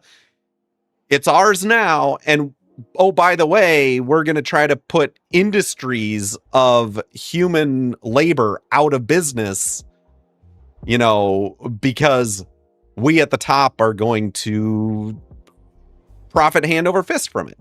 And you're going to like it. No, I'm not going to like it. They said the same thing about buggy whips. It's true, but Grizzlebee, I think the issue we've run into with AI is that it is being pushed and deployed so fast. When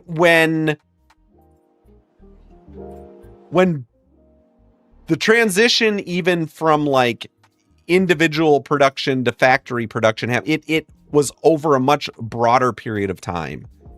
And it's my opinion that as a society, we need the time to figure these issues. My idealistic side, which I 100% concede is nothing but eyes in the sky idealism, but we as a society need to have the conversations as a society, not as it's just getting pushed down on us because it's going so fast. I mean, what's the end game here? What's the end game? Like that's the problem.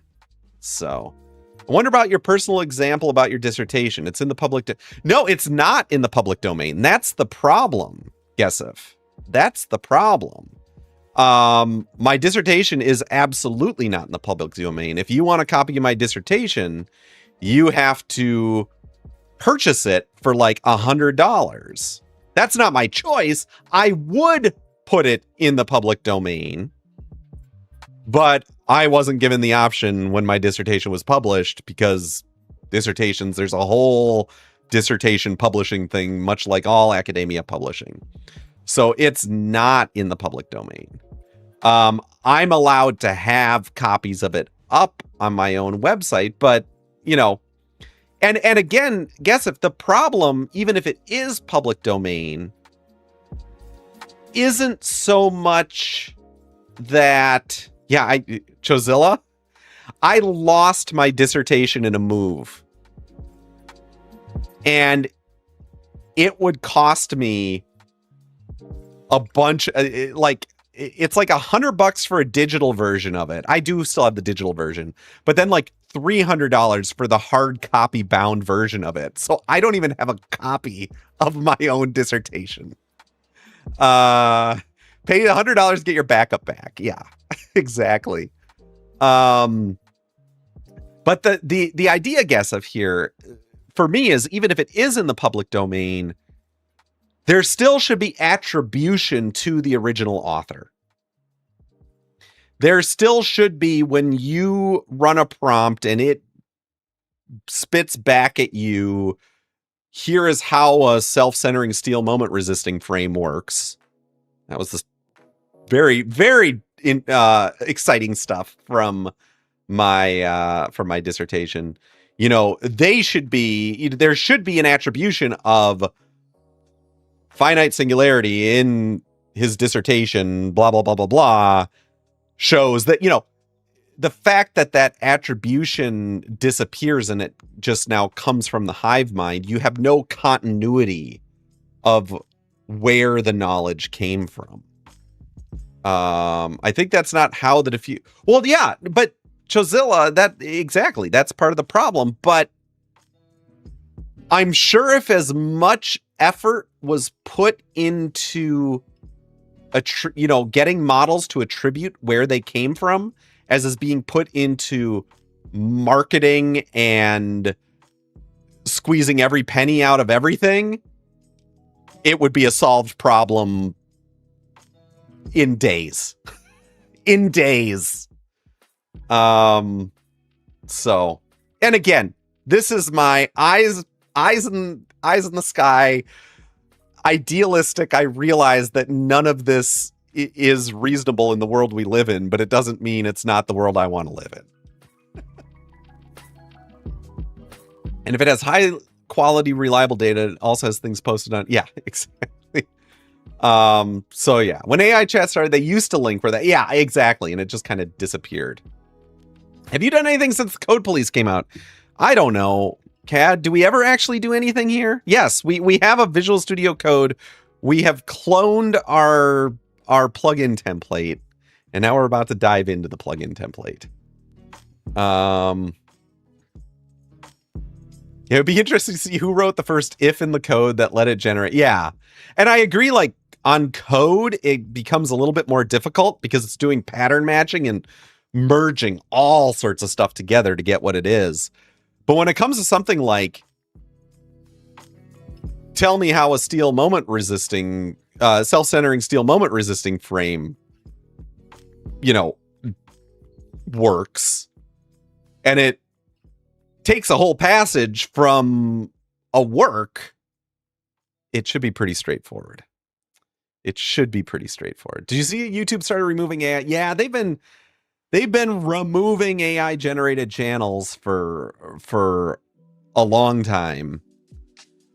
Unfortunately, now they're using AI as a justification to lock more people out of monetization. Like, okay, we're going to double the hours you need to monetize from 4,000 to 8,000 to try to keep those AI generated things out. Well, they aren't acknowledging the fact that, okay, the AI generated thing just will generate more stuff. Maybe they'll catch it a little earlier, but now it made it much harder for someone to get into the game. I don't buy it. I'm turning into that old conspiracy theory guy, aren't I? I'm turning into that, like, put on my tinfoil hat, like, and I hate it. I hate it. That's not the way I want to view the world. I don't think AI is just a phase. I think AI in its current form is a phase. I predict we're going to see some very distinct changes in AI. I think the idea of this overarching does everything AI model is my opinion, it's going to start to go away. Your theory is that time spent fighting AI. Well, I'm not fighting AI, Grizzleby. I'm not fighting AI at all. I'm fighting the current ways of AI. And I agree with you. It probably is similar to fighting a railroad building tracks to California. At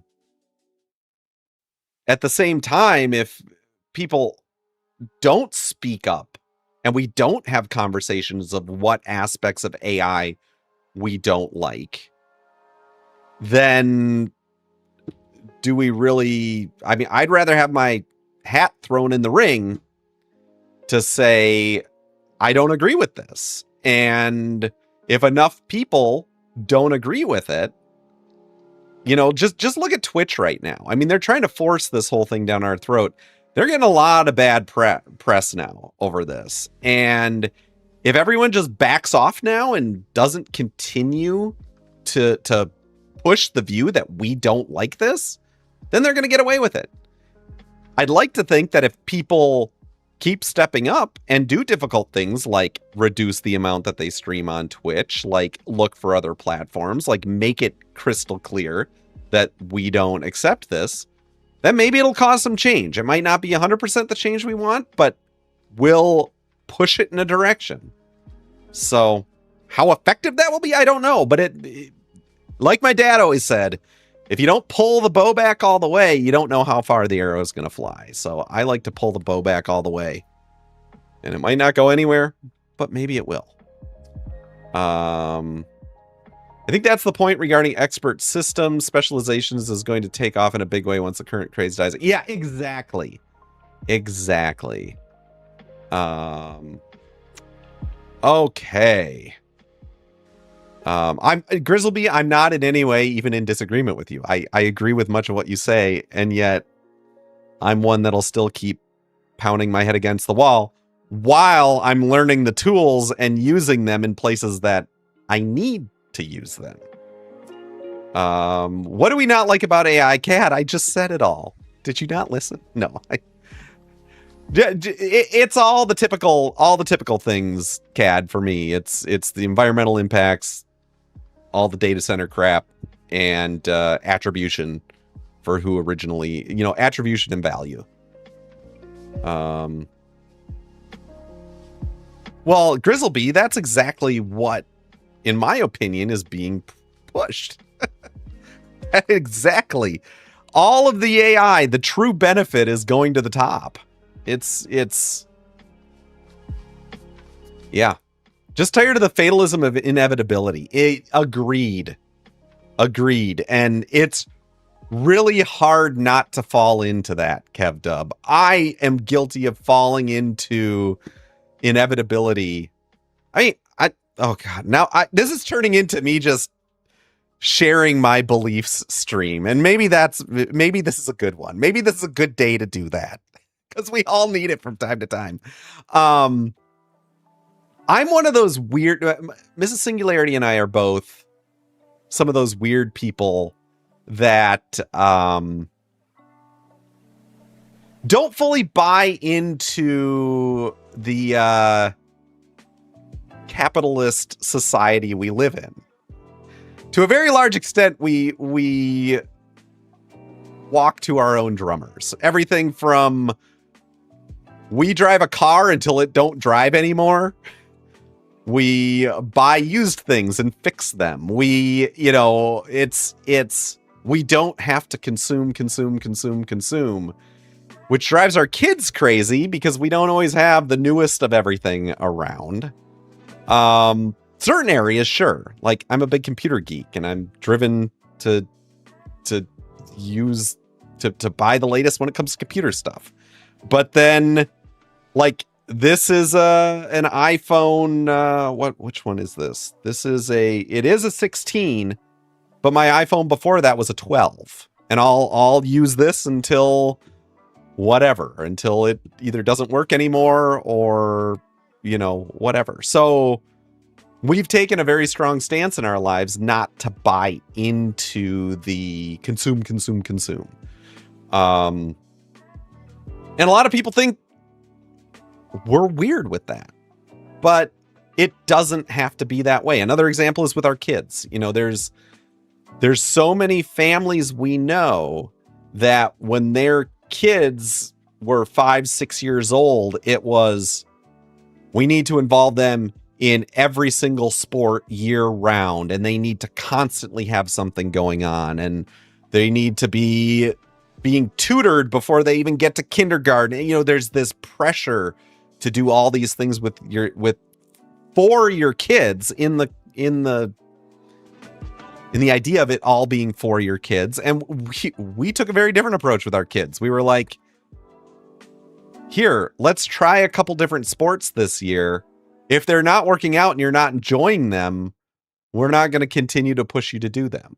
And so for a really long time, until our kids really got interested in a particular sport, we might do a sport that summer. If the kids were feeling soccer, we do soccer. If they weren't feeling anything, we didn't do anything. And all of the people around us, it was, oh, you got to get them in this league, and you got to do this and this and this. And it was not for us. And people looked at us like we had a third eye in the middle of our forehead. And guess what? Our oldest son is an absolutely incredible football kicker that might end up kicking in college now, and he loves doing it, and he discovered it. We encouraged him. We had him try things, and for a long time he didn't try things. Our youngest is now turning into a very skilled soccer player. Over the last couple of years, he's just absolutely exploded with his skill, and he loves every minute of it. And it wasn't forced. We let it happen organically. And I don't know. It's just because everyone else is doing things the same way. It goes back to that deterministic inevitability thing. Just because everyone else is doing it the same way it doesn't mean you have to do it that way. And the other thing I'd like people to get through their thick skulls is just because I'm doing something different the way that you did it isn't an attack on how you did it. Just because I don't necessarily agree with it and don't want to do it that way, you have your reasons for involving your kids in a bunch of sports. And maybe that works for you. I'm not going to judge that, but it's funny when we talk to parents, especially back early on when we were talking to parents about how we were doing things, we would get immediate pushback and defensiveness as if we were attacking them. So your son hasn't found his thing. He's 15 now. You're a little bit. Don't be Rambling Geek. Just continue to support him and, find ways to expose him to new things. Finite Jr., our oldest, didn't find his love for kicking until he was 14. He had zero interest in anything. And at 14, he stumbled across it and found it. And it was like a switch flipped overnight. So try not to worry too much about that. Would be my unsolicited advice. Here I'm saying, don't push your advice on people. And here's that would be my solicited advice. So, or maybe they don't have a reason, and giving your kids a choice made them question. Then that's possible, Andy. But again, it's people have to give themselves grace. People in this world need to start giving other people grace. I'm a firm believer in that. You have to start with giving yourself grace. You're not going to do everything perfect. You're going to make mistakes. Wow. Jobwan followed. Thank you for the follow. I can't believe I got a follow when I'm ranting about parenting. Holy Mr. Greggles coming in with the raid. How are you doing, Greggles? How was your stream? We got the Greggles socks coming in. Can we get a shout out for Mr. Greggles in chat? If we have a mod around. How are y'all doing? We've been talking deep today, y'all. We've been talking about AI. I don't know if you heard, a certain AI thing happened with Twitch recently. We've been talking about, I was just talking about parenting choices. So we've had kind of an off the cuff stream today. How was your stream, Greggles? I hope it went well. Normally around here, we do a lot of development. Oh yeah, I turned that specific option off so fast. Absolutely. We even have a command for opt out here. So yes, to wrap up the conversation on the parenting and all that stuff, like, I think we all need to give each other a bit more grace in this world and give ourselves grace. We're all figuring it out.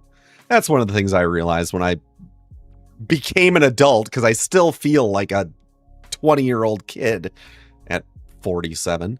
None of us have it figured out. We all got to figure it out. So just we're all doing our best. I mean, yeah, some people aren't, but whatever. I opted out of it. Didn't particularly like what I was never notified. Yeah, that's the big thing. If they're not forced opt-in, no one would. Yeah. Ren, I said that I think is the textbook definition of a consumer hostile stance. Like I think you could look up that video in a video dictionary right under consumer hostile stance. You have to head off. Hey, have a good one, Greggles. Thank you very much. And you to yours as well, Greggles. Have a great day. Okay, we got to get something done today. Or do we? Do we really need to get something done? Diplomatic term for a-hole design. Yes. Although I don't think consumer hostile is that diplomatic of a term. It's like literally declaring war on your customers. Oh, he's phasing through the door. I guess this is our first lumberjack today. Imagine getting something done. I know, right? That's quite Hey there. What? This code's as clean and precise as a freshly cut spruce tree. Yeah, that's nice because job. it doesn't exist It's yet. got all the right okay. trims and angles, making it a real beaut to work with. Okay. What's he looking at, chat? Or maybe code is just short for Visual Studio Code. I don't know. Cad, they say butte up in Canada all the time, don't they? I thought that was a clip. Then you started chatting. We do all the shenanigans around here. He's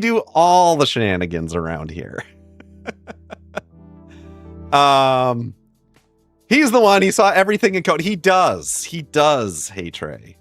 He sees all the things in code. I'm all for shenanigans. Well, hang out around here because we've got a lot, and thank you for the follow. We've got a lot of shenanigans that go on around.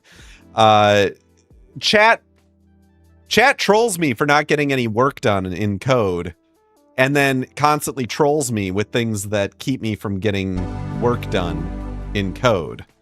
And so yeah, we can turn into the old Mac. I don't know if you ever saw an old Mac Classic. This is about what the video looked like on the old Mac Classic. So normally we have a dog in bed up there that we can turn into, but he's not here today. Beauty, more especially in Hockey Talk, but yeah, I guess that would work too. Okay, so what do we need to do here? We need to figure out how this template bundles plugins and have it bundle the plugins in a way that fits my my existing the new plugin manager that I've been working on. And of course we need some water to do that. Thank you. Thank you for being a professional this time. And not just like spilling it all over the floor. I appreciate, and you're very tan. You're very tan. Thank you for the glass of water. There we go. Okay, so let's take a look. I don't even know how this thing works. So we got our plugin source here. That all makes sense. This is all gonna be in the CMake files. I'm so confused. This is the typical reaction. Roarstat. This is the default reaction when people come across the stream. I just followed and this is the most intriguing stream. Well, I'm glad you're finding it. I'm glad you're finding it intriguing. A liminal space between streams. We need to do a Backrooms thing. I watched the Backrooms movie. We streamed it the other night with my youngest. I thought it was good up until the point that he goes crazy. I kind of lost when he goes crazy, I was kind of like, why'd they go this direction? But like the tension of being in the back rooms and stuff, we might have to we got to figure out like a backrooms thing to do here.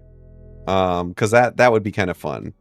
And not just, not just something similar to story time where we change the background. But it's got to be we got to figure out some backrooms thing. I haven't seen that yet. It's good. Hey Trey, have you seen the backrooms stuff on YouTube? If you like the backroom stuff on YouTube, you'll like it. I mean, it was decent. I would have waited until they're renting it for dirt cheap. It was Mini Singular really wanted to see it, so we did the thing well before that, when you still had to buy it to stream it, but whatever. Okay, so how do we assemble things here? If we go into CMake Windows,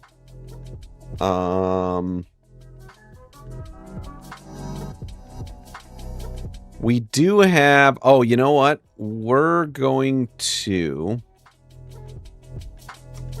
I know of it, just haven't really delved into it. If you kind of get into it, it can be a big time sink. I will just warn. So you might not really get into it, but if you do, it can be a big time sink. Where do we target install resources? Okay. We got to figure out where all this stuff lives. If I compile this, if I go ahead here and do a CMake profile, is it Win X64? It's not Win X64. Oh God, we have to take a quick look at. Oh, wait, I've got the README right here.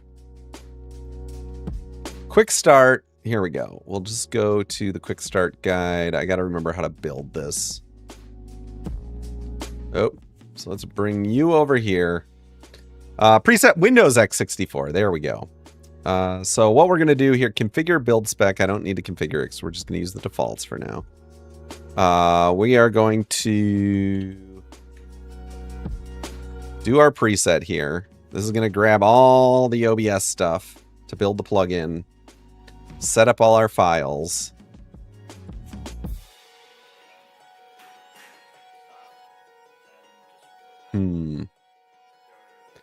Public plugin template updates. Woohoo! Indeed, YOLO.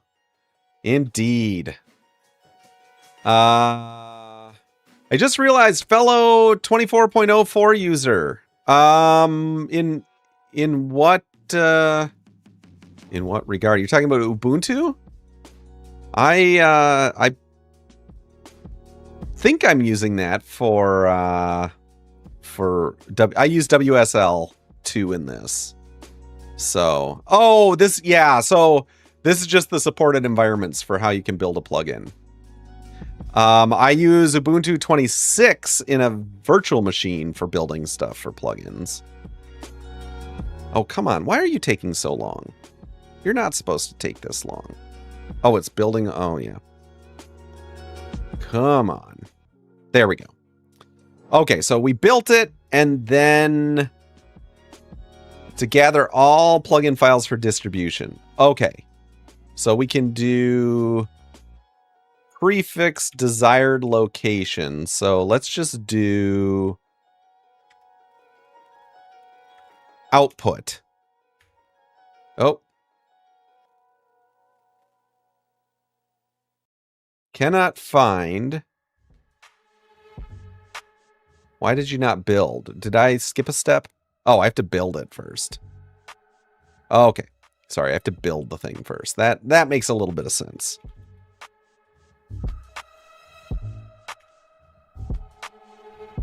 Okay, so now we built the plugin.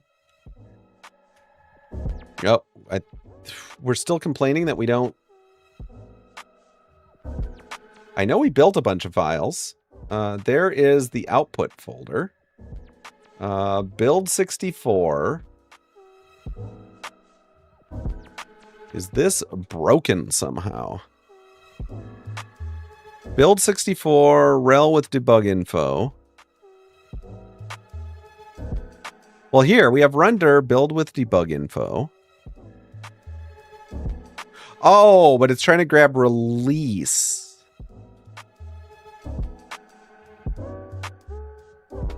Interesting. You're gonna lurk away, lurk away. Let's see here.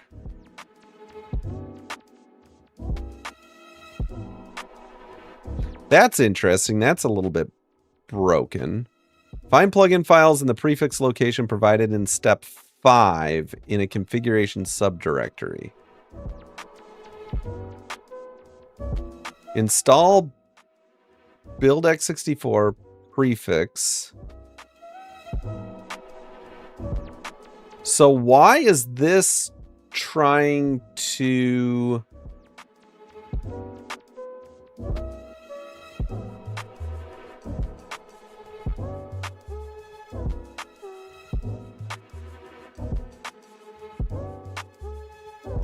CMake install.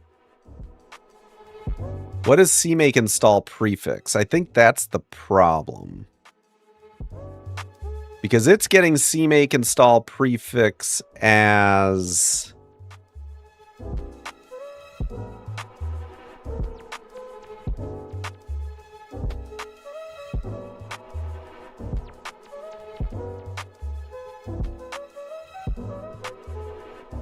What on earth is going on here?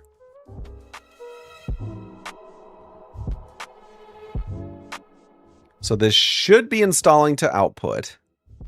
For some reason, it's trying to grab the files from release instead of from release with deb info. Our original install build 64 prefixes output. The mystery. Let's search for release. Oh god, there's going to be a lot here. Build Windows, package, Mac OS. That's packaging stuff. We're not worrying about any of that. Oh, is it in our build spec? Are we defining? We are not.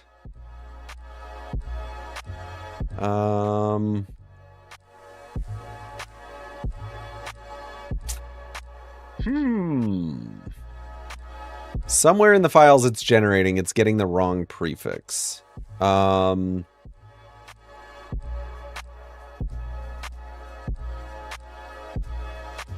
Yeah, okay. Here we go. Here we go. Okay. So install destination. There's different options here. Let's see. If what? If CMake install config name matches any of these.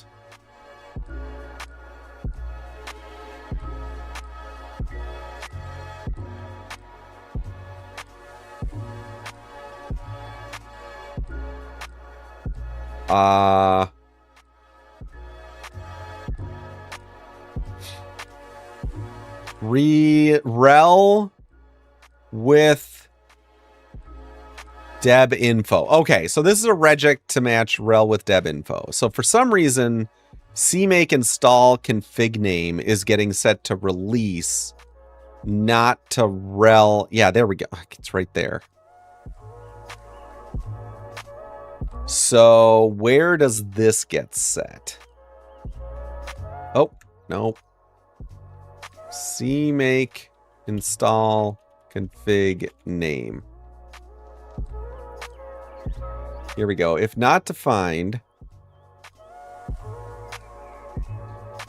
where do we get the build type? God, this is... I hate CMake. I am so not good with CMake. So its build type is not getting defined. We have to figure out where we would define build type.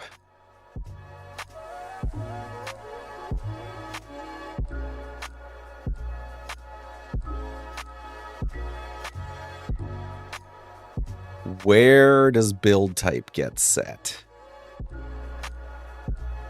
Adjusting the build systems. Okay. CMake build type. Here we go.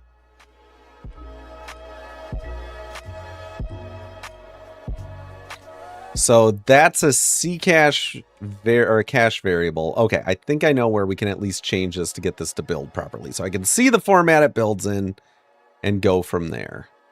So let's see, Mac OS, Xcode, Windows x64. And it looks like we don't have...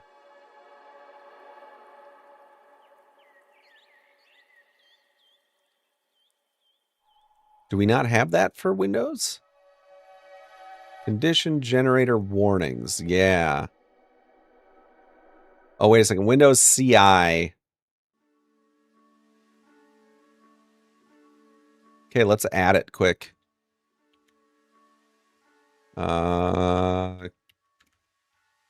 Cache variables. CMake build type. I think there's a way we can set these from the command line. And that is going to be nice. There's a... So let's set up our preset.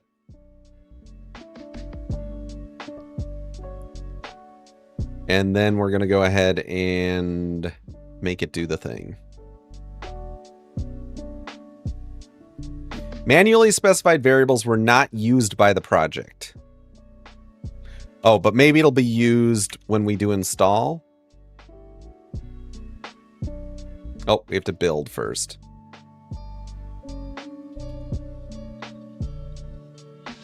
Nope, that's not... Ugh.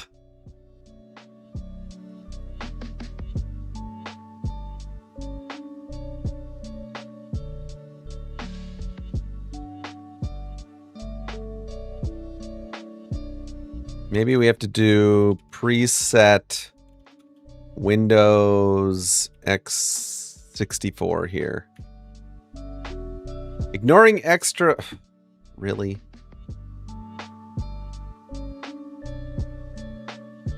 Unknown argument prefix. Okay, so...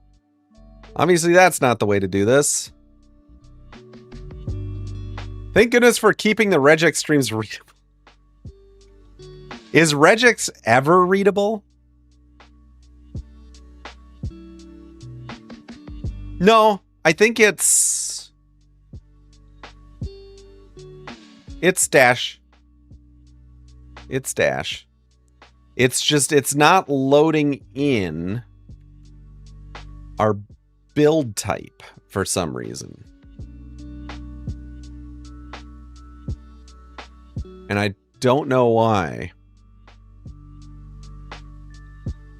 Because what's also interesting is if I actually look at the build, it's building the release with debug info. It's building all those right like that. So...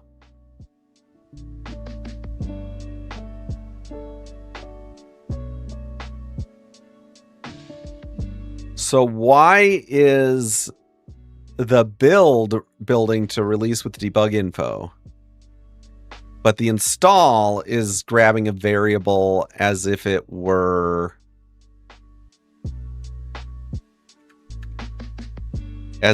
just release?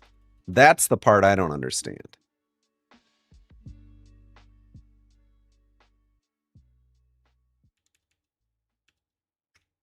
So we build. Is there anything interesting in the build here? I hate CMake too, YOLO. I used to be really good at like the GNU make, like the old original automake stuff. You can check presets. Yes, correct. And I also have the presets right there. But let's see what list presets. Yeah, it's literally... Well, we could... Why don't we try...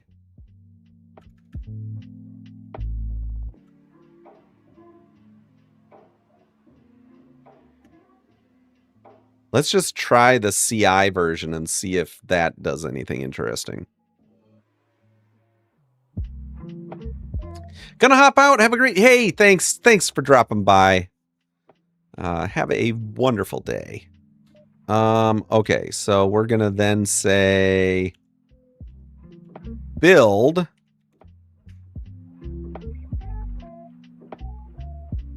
window. Oh, it's Windows CI. There we go.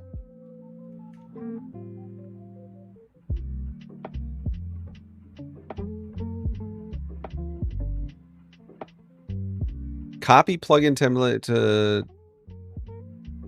Okay.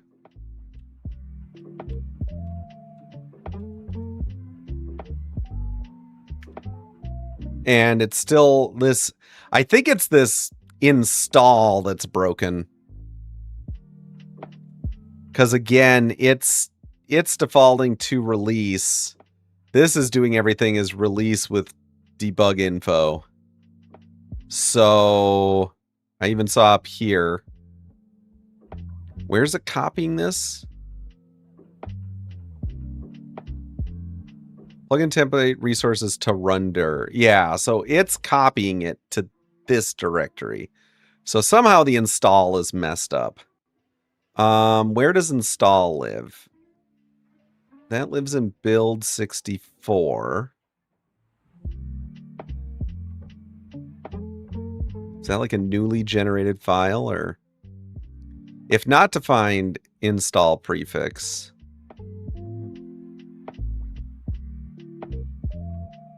Wait, what were we saying here?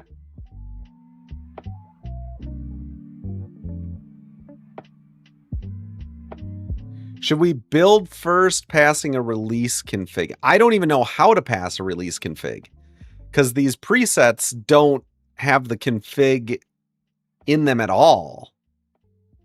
Our presets that we've got access to. Let's see, CMake, build, exit, config, release. Oh, okay, well, we can try. I will.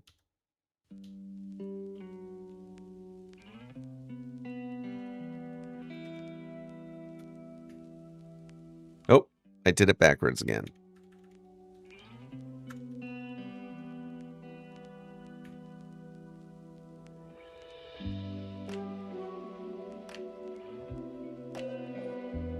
Okay, now we have a release. Okay, let's try this.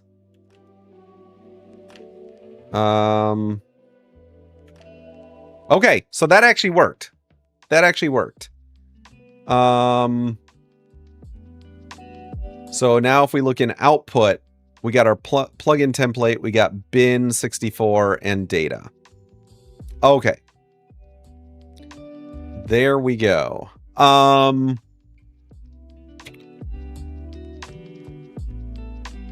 The other thing let's also just try, just in case, config rel, what is it? It's rel with deb info. Let's see, does that, oh, that works too. So if I get rid of my release, if I delete release, move to recycle bin, and we delete, well, rel with deb info is fine. I'm going to delete output, and I'm going to delete this directory just so we're starting fresh. Move to trash. Where's delete? Why am I'm like blind. Delete. There it is. There we go. So let's try building the default, which should build our release with debug info. Perfect. And then we'll do the install. There we go. Okay. So now we can use our release with debug info. So not that that's important. We're not even really running this plugin. We're just trying to get our formats working.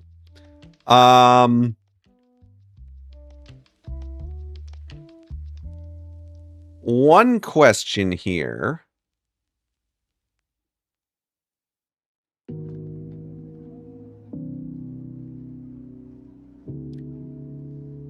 I would like to make 2 different outputs, which I believe we'll be able to do. I'd like to have a plugin template for OBS and a plugin template for OBS Legacy. So first we need to figure out where we're defining this guy here.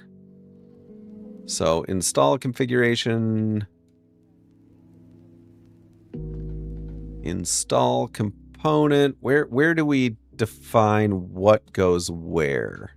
This is all the install destination stuff. Oh, here we go. Here we go.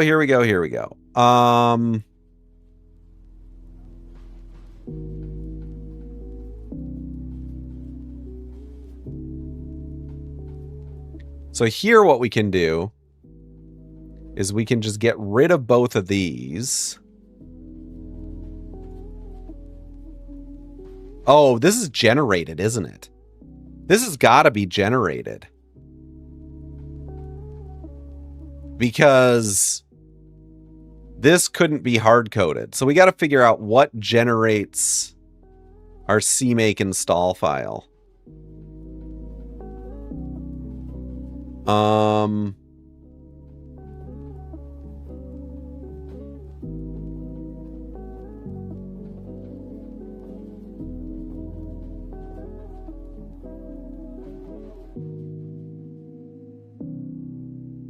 Windows resources.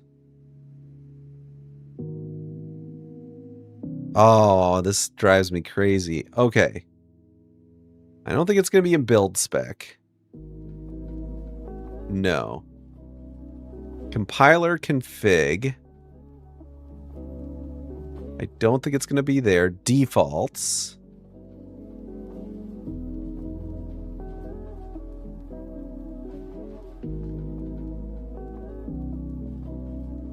Helpers. Maybe it's in helpers. Here we go.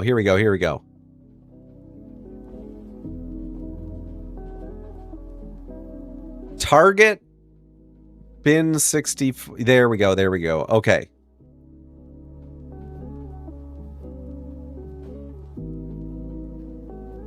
Library destination is here.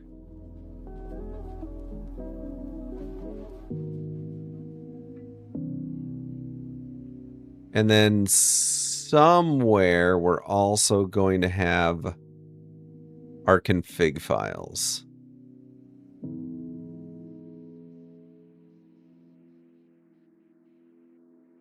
Install resources. This has got to be it. Yep, /data. Okay, so the first thing we can do here, I believe, is we'll just set this to target. We'll set this to target. We'll set this to target.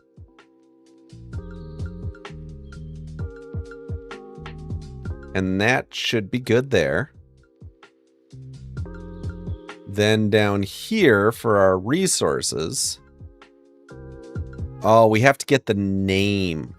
Oh, wait, data store. Wait. Here we go. Base directory is all the data stuff. Oh, wait.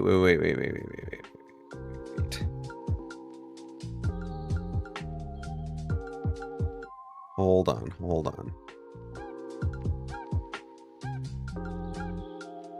Install targets runtime. Oh, okay, runtime. Never mind. This was right. Okay. Now we're going to come down here. We are going to set our install. Oh, what is target though?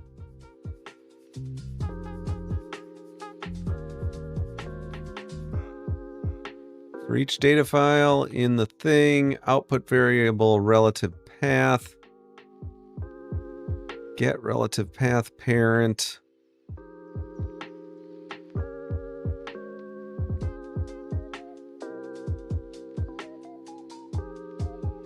Make directory.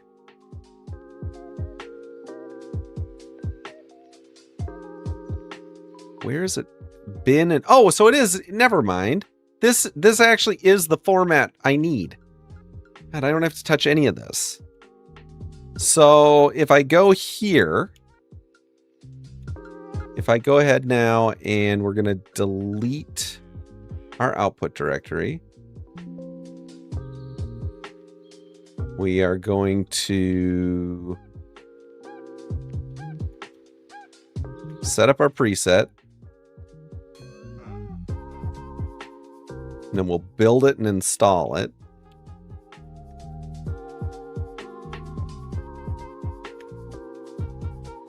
What we should have.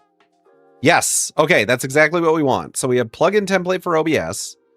We have the two library files here, the debugging file and the DLL, and then we have a data directory, which contains all the data. So this is the new plugin format template.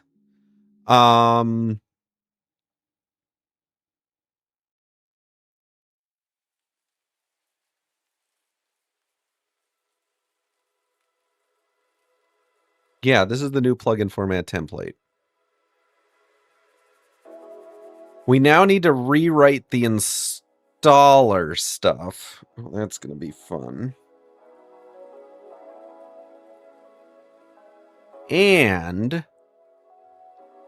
in our GitHub scripts,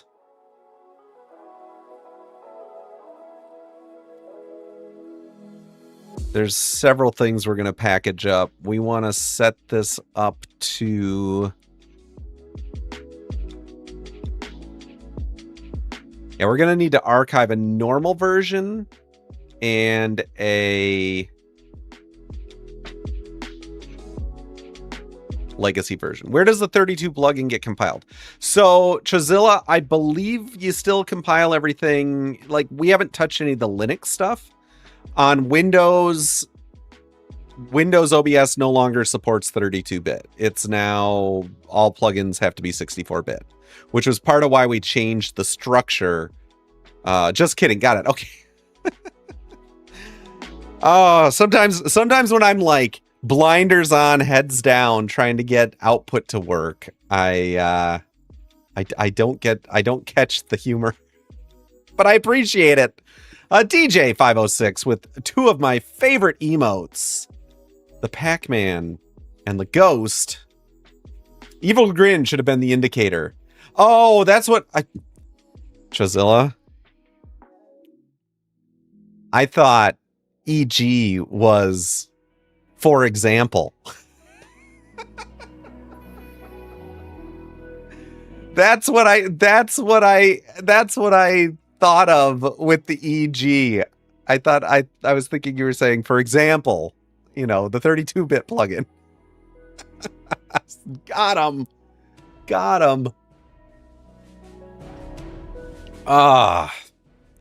Old man emotes. Yes. Okay. We have this all going to the right place. Then it's just the packaging stuff. The other thing we need to do is add our manifest file. Man so old he defaults to Latin. This is true. Let's see. I'm not even going to attempt Peichenig. I don't know how to say your name. I probably butchered it, but thank you for the follow. I apologize if I totally messed that up. And Datalore TV, thank you for the follow. Okay, what do we need to do here? We need to add in our manifest file. What is the name of the manifest file we load? That's something else we can discover here. Yeah, no worries. What do you prefer to go by? Let's see. Where do we load the manifest file for a plugin? That's going to be source file. I believe that's going to be in the front end code, right? Front end, it might be in Plugin Manager. Let's see.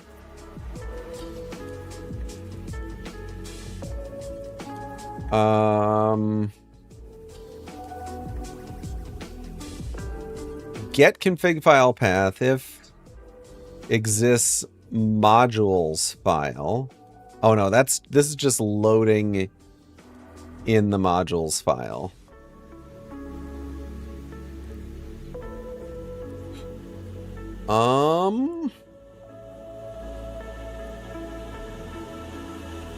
I forget where I coded up loading in the modules.json file. What I'm trying to find is what was the file actually called and what is supposed to be in it.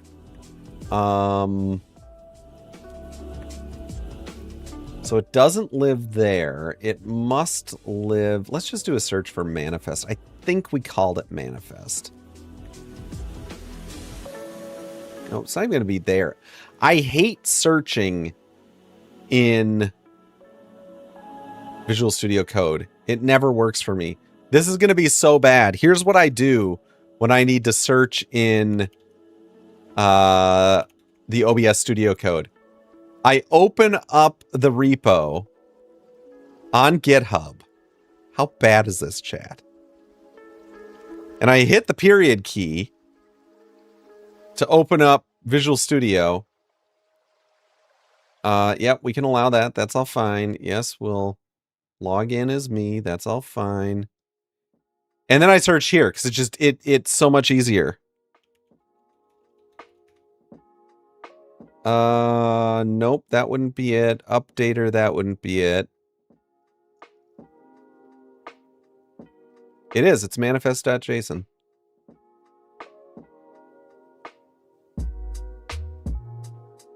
If file exists, let's see. You're interested in writing your own OBS plugins. Notice you actually building one, so it's into. Got it. Yeah.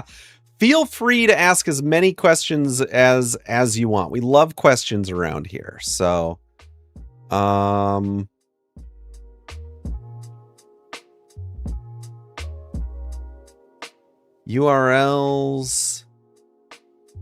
And I think we skipped authors because authors is all weird. But I believe this is the file. It's manifest.json. It'll be at the root directory because let's see, what path do we grab here? Data path. Okay, so it's in the data directory. So our manifest.json file is in the data directory. I wonder if we should... Wonder if what we should do is we should add a file here, our manifest.json file. So it's at the root.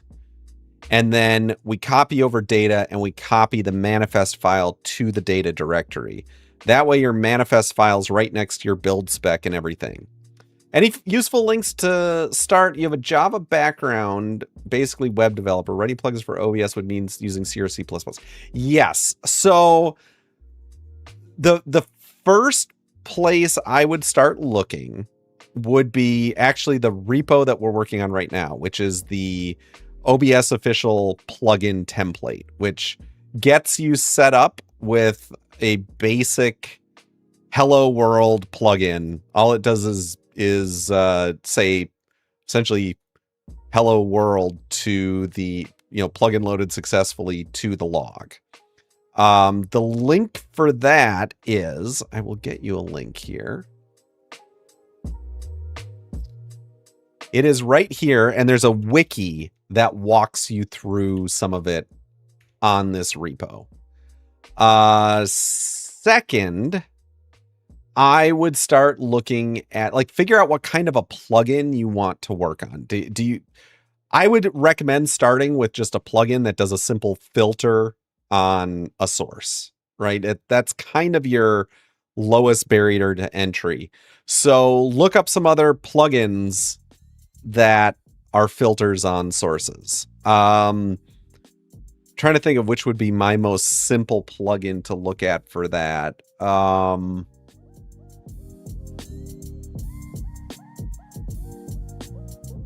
None of my plugins are really simple. You wanted to make a visible snap grid. Unfortunately, there's no way to interact and have it snap within OBS from a plugin.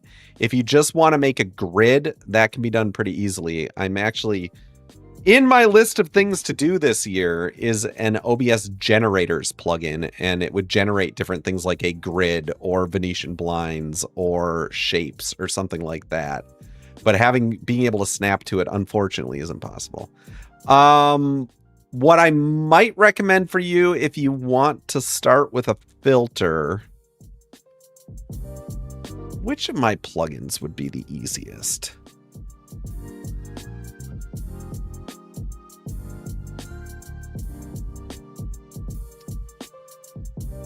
Let's see. Maybe composite blur.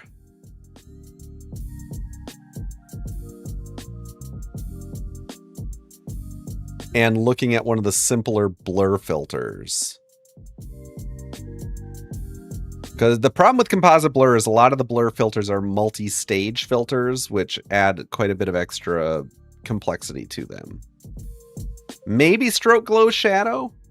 Oh, those are all multi-stage as well. Stroke, glow, shadow, baby. Yeah, but it's not simple. Retro effects might be. Yeah, this is where I might go to look at it for like a basic filter. Go to retro effects and under filters, probably the simplest is posterize would be fairly simple. Scan lines would be fairly simple. That's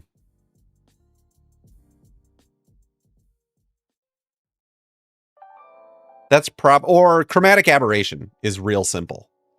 So just looking at how it's set up and what functions get called and how you set up a shader and things like that. That would be all in here. So I might look at that for some code to kind of get started on.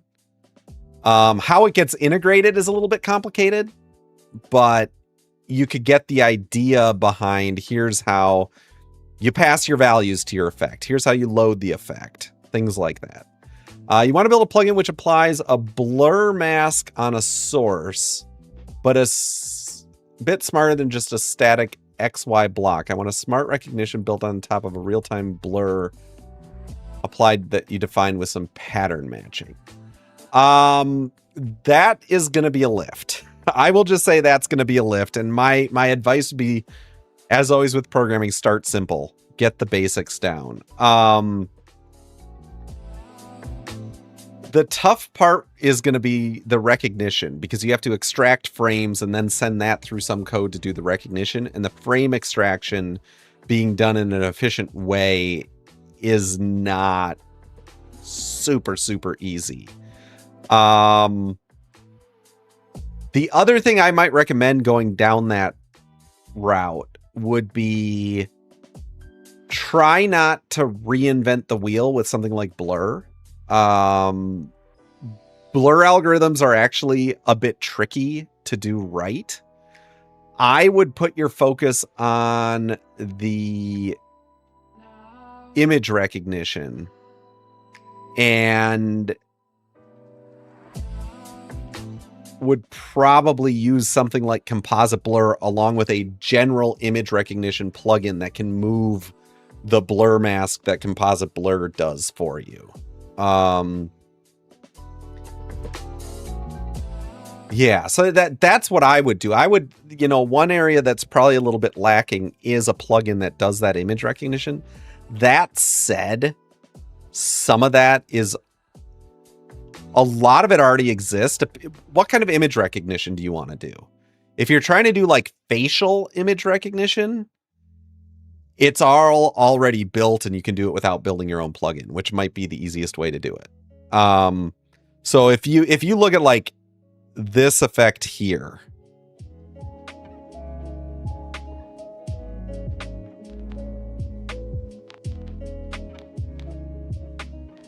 notice it has tracking built in. Not only does it have left, right, up, down tracking, it also has scaling happening. And this is using Exceldero's Move plugin with the NVIDIA AR stuff, which I think, if I remember right, I've identified the points of the corner of my eyes through the NVIDIA AR filter. And we measure the distance between those 2 points to scale the size of the source. And then I use probably like the bridge of my nose, XY, for up, down, left, right. And you're able to use all Move plugins to move and scale the source. You could also do blur on a face that follows the face around.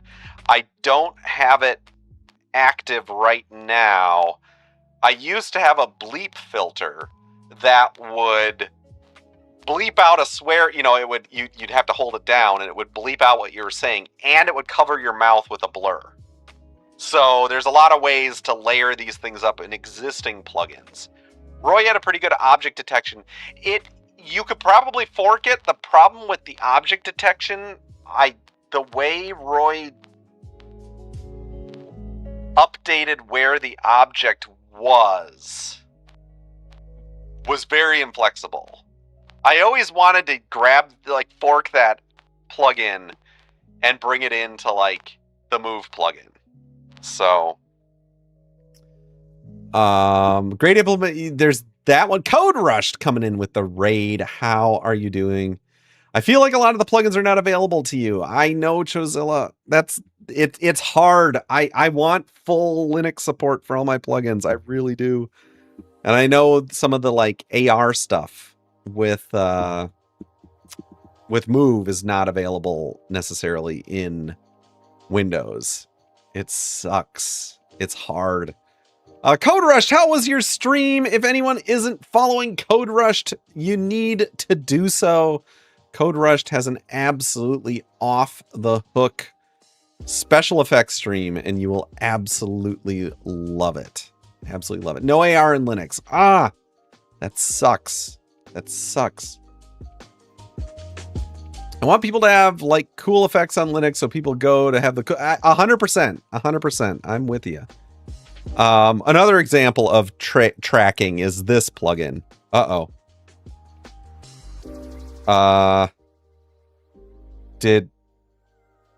Did I just... I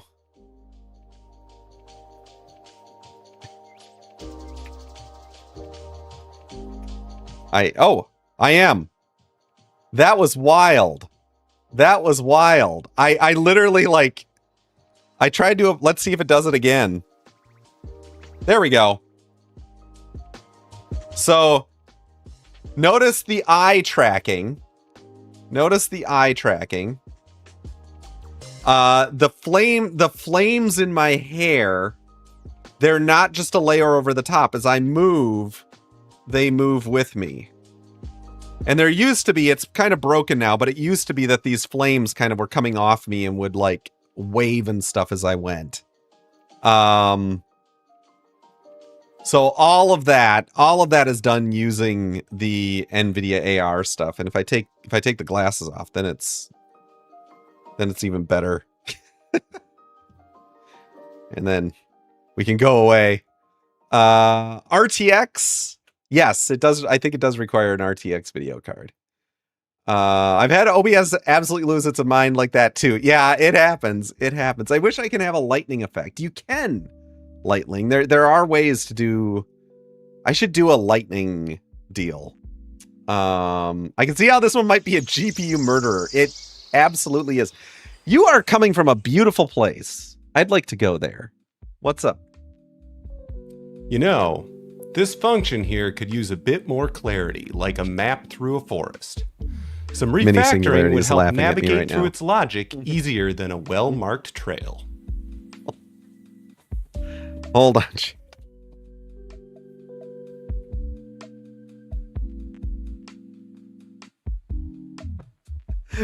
My youngest just walked in as I'm talking to talking to a lumberjack who has emerged out of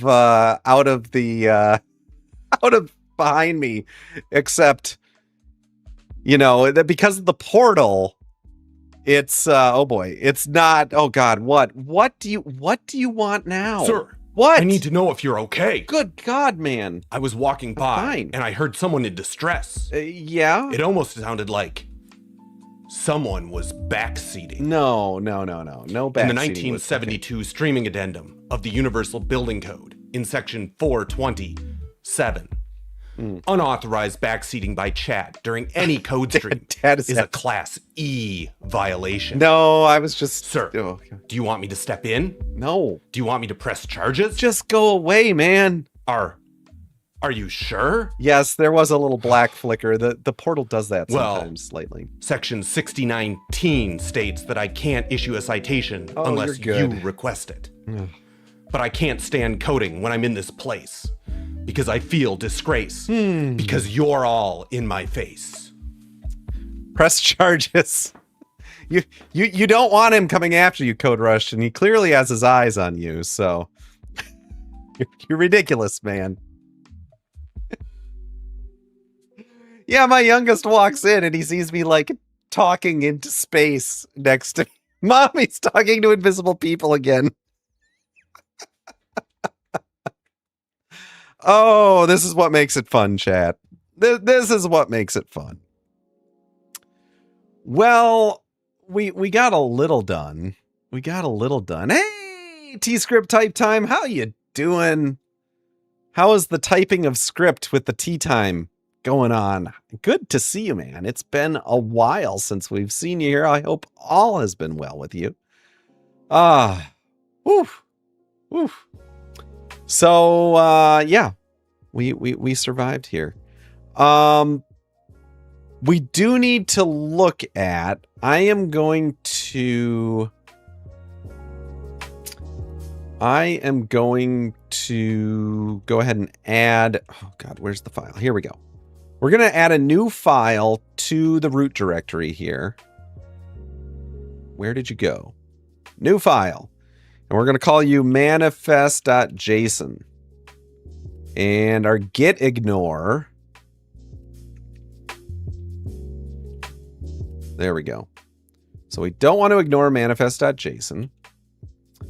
X, thank you for the tier 1 sub to TypeScript Tea Time.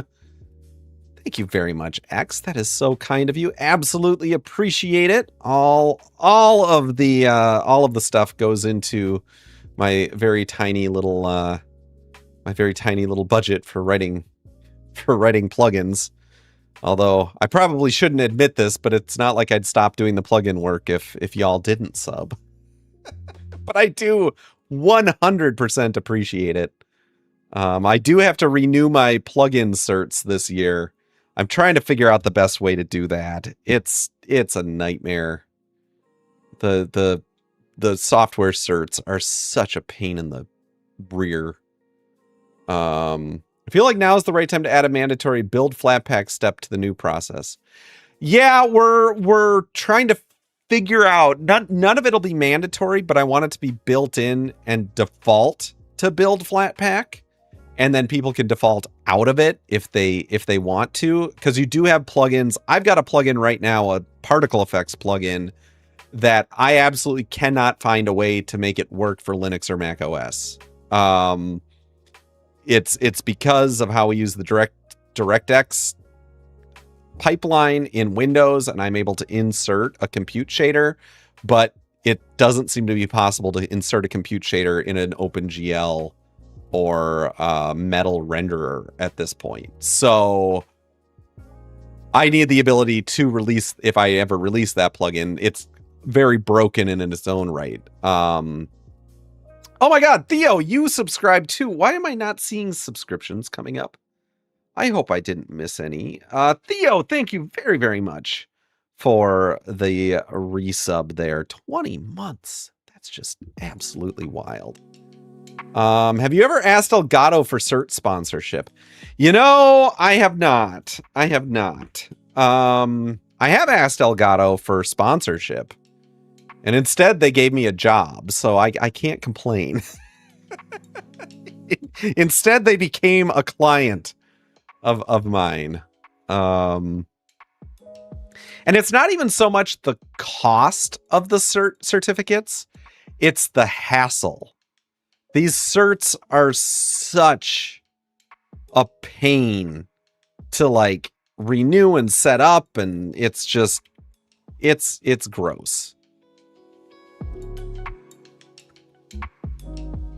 Okay, so we're gonna add just a hello world to our manifest.json file now. And what we want to do is we want to copy this manifest.json file to our data directory. Tell them they need another guitar. They do need another guitar. Or a skateboard, Nick. They need a Stream Deck skateboard. How it'll work, I have no idea, but they need this. They need this.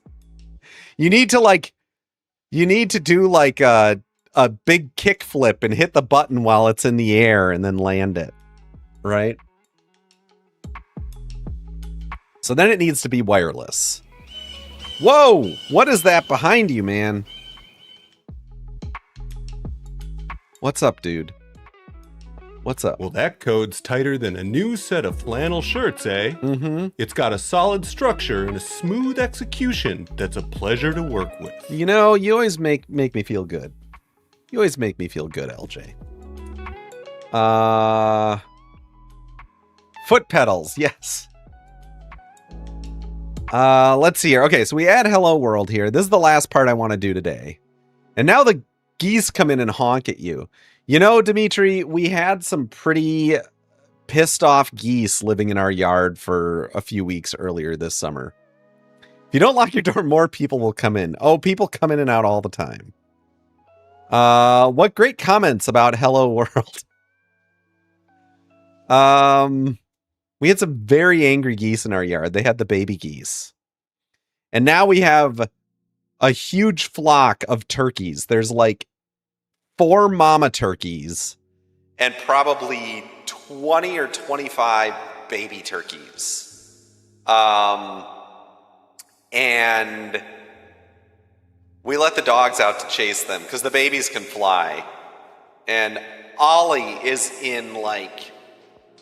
just, it makes his day when he gets to go chase the turkeys. And there's no way he's catching them. They are so fast.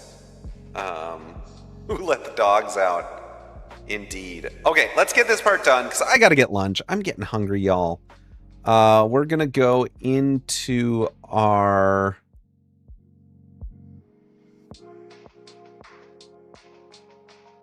Windows build file that we were looking at here. Add custom command.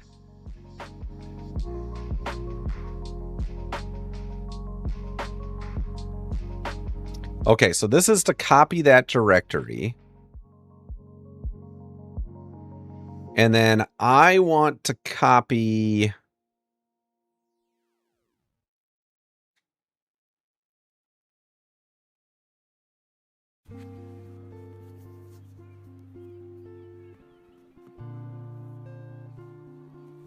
Hold on, our build here.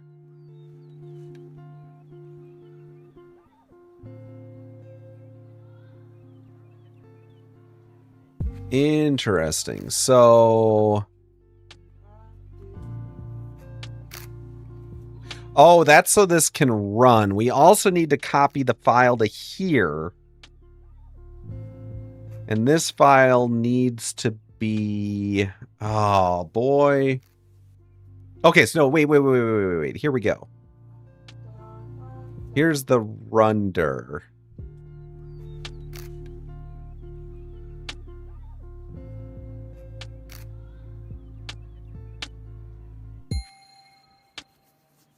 Have a turkey sandwich.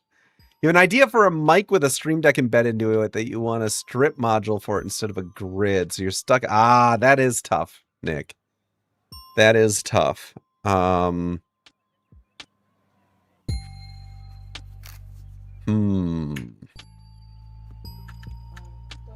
I want to do...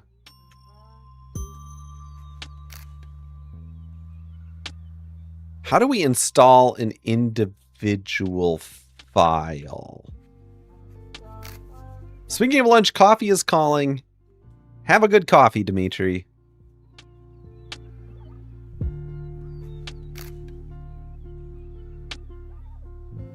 Install targets.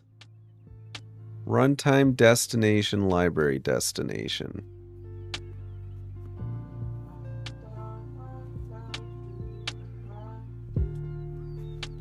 Well, what is set target properties? No. I need to copy a file over.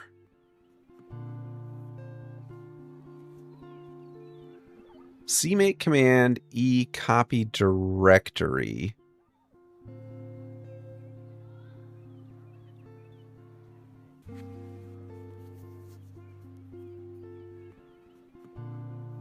Is there like a copy file?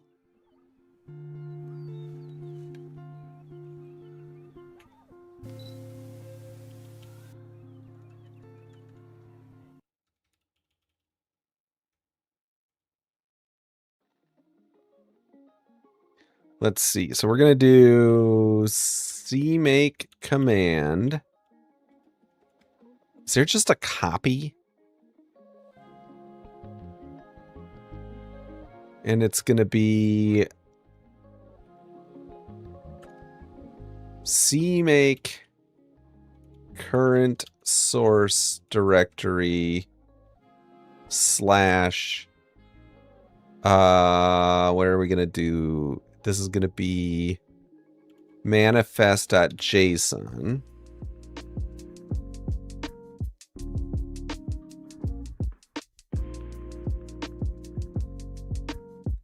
And then I think I need to do... Oh, that makes sense to redo that. /data /manifest.json. Let's see if this copies our manifest.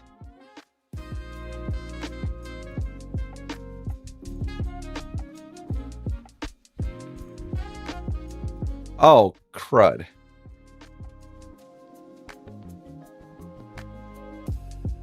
I'm also going to see if this will go to data.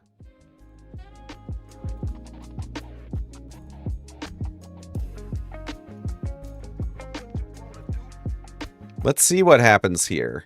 So I'm going to get rid of render. Delete. I am going to reconfigure.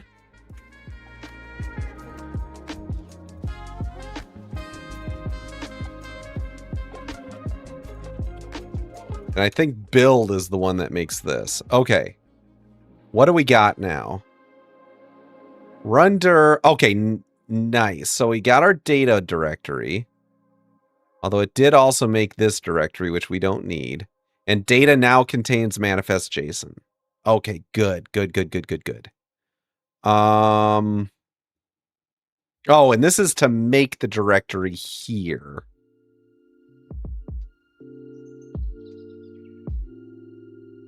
So... Actually, I don't think we have to do that command at all anymore.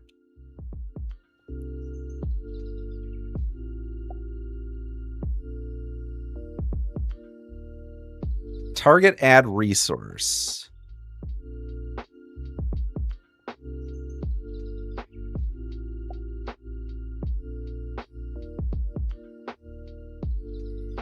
Install files resource destination is target data. Okay, so this is the install part.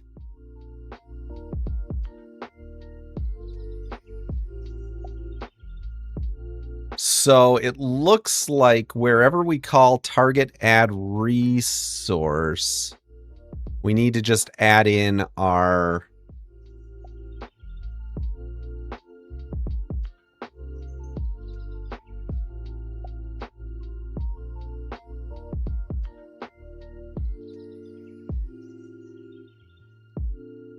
maybe not. Orch. Welcome to the stream. I hope I'm saying that right. So this part is working.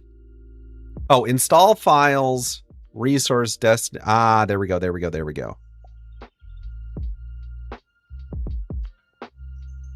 And here is why I think we're making this directory, because this is make directory copy. Yeah. So we can make that change as well. I'm doing well.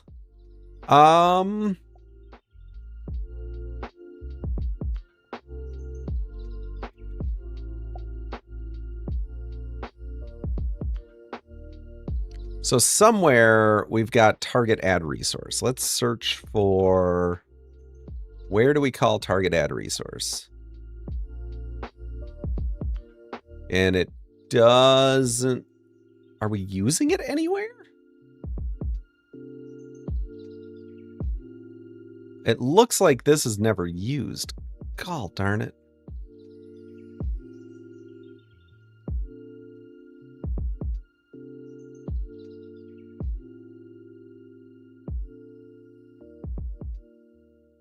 I wonder if we can do here. Ah, there we go. There we go. Okay. Well.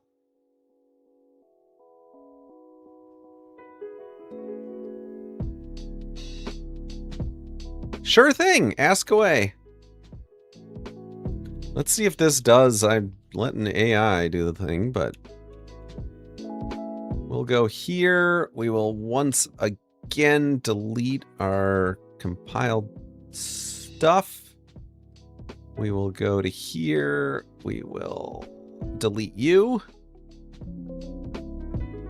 And then we will go ahead and run our preset once again. Is this going to do it, chat?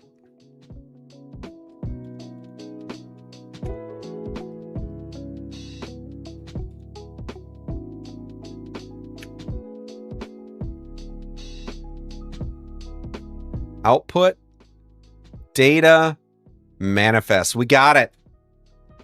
We now have it. We have it outputting the proper format. So that's pretty awesome. And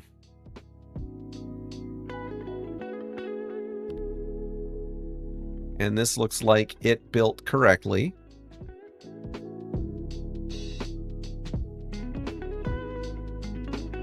Oh, it's and our manifest is in here. Awesome. Okay, it works. It works. So then we just got to worry about packaging. I would like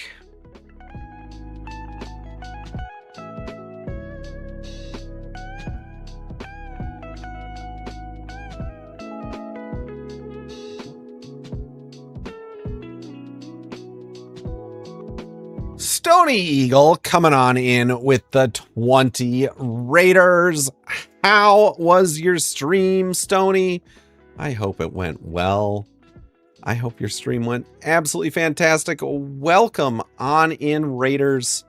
We're actually wrapping up here, but we're knocking things off the list for the OBS team, which is all sorts of fun. Plugin Manager is going to be a thing for sure. Dukasoft, good to see you again. And yes, Stony, how is it all going? Big Bird Raid. We rappin'. We rappin' indeed. We're gonna try to be rappin'. McNats, how you doing? Good to see you. Bamo and Jerome Labs. Y'all are just awesome. Y'all are just awesome. Things be good. Doing some plugin work, allowing you to do your own shenanigans in your software. Allowing me to do my own shenanigans in your software? Is that what we're throwing down here? That sounds like fun. Okay. I think pretty much, yeah, nice. What am I doing in your software, Eagle? I'm just going to start calling you Eagle now, or underscore. And Orchits, if I'm saying that right, which I may very well not be, feel free to ask your question if you're still around. I got a couple minutes, but I am going to have to... oh, here we go. Here comes the question. A MERN stack developer and have 1 year experience. If you want to learn any new technology or language, what would be the ideal approach? The ideal approach for me is always being hands-on. It's finding some hobby project you want to do and figuring out a new framework or a new language or a new technology to build with it. And so what that framework or technology should be is completely up to you. Endless rabbit holes. Exactly, Jerome. Exactly. But find something that's a passion of yours and build something using whatever that new technology is. I have no advice on what that technology should be, because it's one of those things you got to answer about 300 questions before you know for sure. Things like, do you want to be doing desktop app development? Do you want to be doing web development? And in this AI era, how to be relevant in the software market. So AI is not the end all be all that the AI companies would like you to think it is. I am not a huge fan of AI. We had a very long conversation this morning about it, and I won't go into all the details right now. You can definitely check out the VOD if you'd like. That said, I use AI tools in my day-to-day because I feel like to be relevant in the software development market, you do need to understand how to use the tools and have an understanding of where they're useful, where they're not. I think that just being 100% opposed to AI is probably not going to pan out for people who want to be in the more widespread market. If you can find a niche where you don't have to use them, things like OBS development, they explicitly say no AI tools should be used. Then that's great and run with it. But I think having an understanding of AI tools, where they can be used, where they fall short, how to recognize that is a very good skill set to have. I think being able to talk about AI tools and how they're useful is also a very good skill set to have, because a lot of people might have kind of a gut feeling about where something can be used and where it shouldn't be used, but being able to communicate that right now, especially with how new AI is really, really important. It's really, really important. So yes, I have very mixed feelings when it comes to AI. Very all over the place. I'm from the United States, in Minnesota, which is near the Canadian border. So I love how the new argument against using AI is that it generates too much review for humans. The quality talk is slowly fading away. You know, it's so outside of my ethical misgivings about AI, which again, I won't get into right now.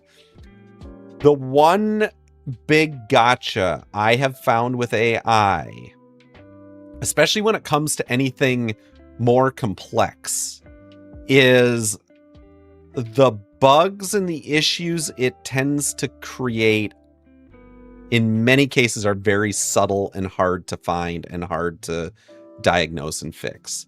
So the big issue I run into when I'm using AI in development is I feel like I have a better than junior dev that when it shoots in the foot blows its whole leg off. So it's one of those, like, it's really hard to then dig in and find the problem. Whereas if I'm working with a junior dev, there's classical mistakes junior devs make, and it's typically very easy to find these things and educate and move forward. Whereas with AI, I find the struggle is I have to go over the code with an absolute fine-tooth comb, which in some cases, if it's fixing a bug or something that's going to take a lot of time to do, and it can do that quickly, it may end up being a net time benefit to me. But in some cases, it isn't. I spend more time trying to figure out what subtle way did it go wrong, that it would have been better for me to just write, free range, organic code. So it's one of those things. And the problem I'm struggling with right now in that regard is it's hard to tell the difference. And I think that's something AI models may get better at. I hope it's something that I, as a programmer, can get better at, that I can identify these places where these sorts of things happen. And, it's, at the end of the day, they are tools. And so yes, I don't know if that was what you were looking for in terms of an answer for how to stay relevant in this AI world. I wouldn't buy into the hype that AI is going to eliminate the need for programmers. I think it changes a bit about how we have to approach the tooling that we use, and understanding those tools is a good thing. And again, I won't go on my rant about the things about AI that I struggle with, because I did that earlier. So cool. Well, we actually somehow at the end of the day got some wood chopped on this.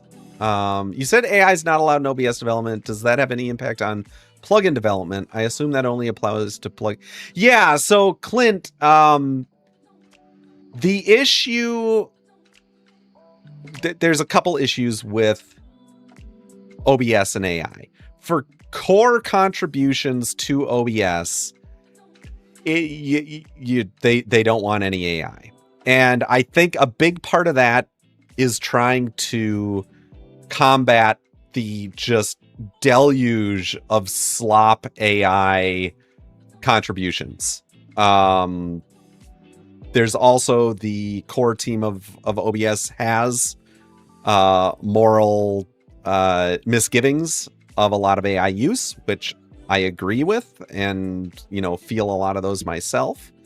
In terms of plugins themselves, more and more, they are not allowing AI generated plugins in the official plugin distribution channels, which right now is the forums.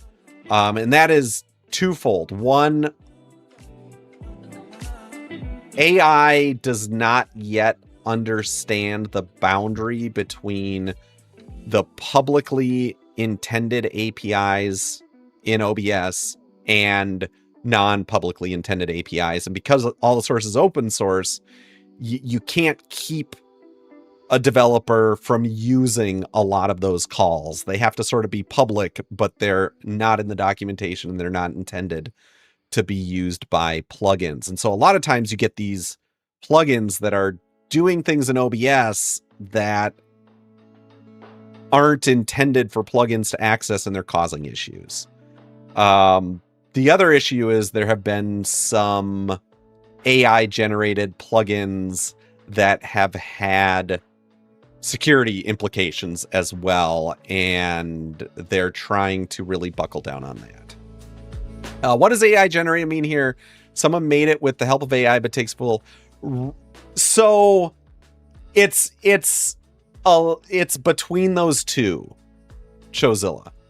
You just saw when I was writing this, I had an auto completion here that likely was, I don't know, whatever Copilot generated in here, and probably came from AI.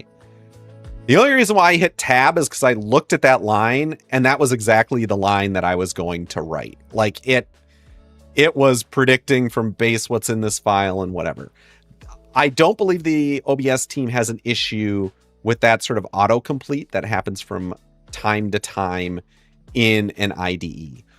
What they are 100% opposed to is someone just sitting down at a prompt and saying, it read my mind. Yeah, basically. Is sitting down at a prompt and saying, generate this plugin for me. And it dumps out a whole lot of code. I mean, obviously, there may be situations where a developer has a deep understanding of plugins. I'm just thinking of a scenario here where a developer would have a deep understanding of plugins, uses an LLM to generate a bunch of code, and then goes through that code line by line and make sure it's not doing anything that it shouldn't be doing and is in the proper way that things work with OBS. And frankly, I think that would be impossible to police. But then again, you've now had the developer who's gone through and gone line by line and made sure the code is doing what it's doing. So I don't know exactly where the line is drawn, but I do know that just the biggest thing that the OBS team is opposed to is just like full on AI generated plugins that in many cases, I've seen a lot of these plugins come out, and in many cases it's clear that the human author has no idea what the code is actually doing and owns the code, but really doesn't own the code. So I think that's kind of the big no-no. It's tough. It's tough. So yeah, maybe I should go and delete this line and rewrite it myself. Allowing something to come in and no one taking responsibility is what we all have to fear. And frankly, though, Chozilla, with an open source project like this, anyone can make a plugin and host it themselves and whatever. Are they really owning it? And that's the problem. People think they own it. I had the AI generate this code and I'm going to support the code and whatever. But if they don't understand what's going on in the code, do they actually own it? And what issues is that going to cause in the future? I own all my plugins. Yeah. I mean, I put them all up on GitHub. I don't use AI generation to generate my plugins. I have experimented a little around with it to try to see what could AI do with OBS plugins, and it misses the boat on so many things that it's not worth it to me. I have used AI once actually, in Stroke Glow Shadow specifically, because I'd been banging my head all day on, not all day, it had been going on for months for why some color stuff wasn't working right, and I couldn't figure it out. And it identified why it was happening, but then I wrote the code to actually fix it, kind of a deal. So, would you own? I wouldn't, Chozilla, because I would never put out code that I don't have an absolute 100% understanding of what every single line of code is doing.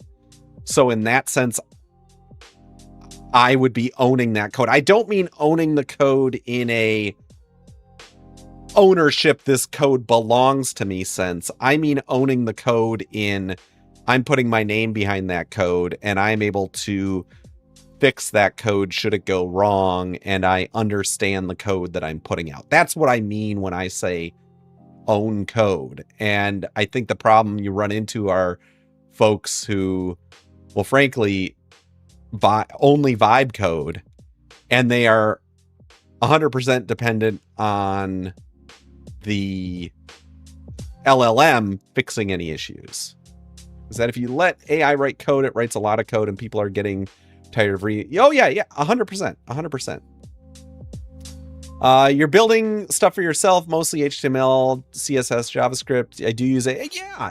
And I mean, this is the thing. Like, to me, again, AI is a tool. And as I said earlier in the stream, and I guess I'll say it briefly once more so that I'm just clear about it. My ethical issues with AI are around the value we're getting out of AI versus the actual cost to humanity, to the planet, to all these things, and who is paying those costs. And it turns out no one is paying for those costs, right? It's like this huge money grab that's taking people's intellectual property. It's, causing harm to the environment. There's a lot of things going on with it. And separate from that, AI code generation is a tool. At the end of the day, it's just a tool. And it's absolutely got its uses. I struggle over if the value for those uses is appropriate, but it has those uses. And we all have to figure that out. I like vibe coding to figure out, yeah, Chozilla. No, I get that too. Sometimes it's nice to use an LLM to even explore, is something practical to do, right? Oh, we know they're out there, huh? We'll skip that song. So yeah, I think like all of us, we're all just at this point trying to figure it out. And sometimes I just want to take a deep breath and step away to try to get my thoughts on things. Speaking of which, I have to step away and get some lunch because my tummy is grumbling. I find it nice looking a lesser local AI work at 10. Oh, like a local AI, because I can follow its thought. Yeah, I get that too. Frankie. I think that there is a lot behind that.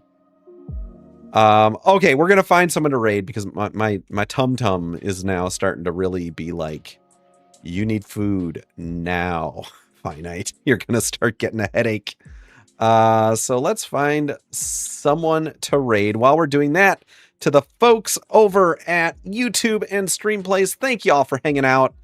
I absolutely do appreciate it. I hope you all have a fantastic day.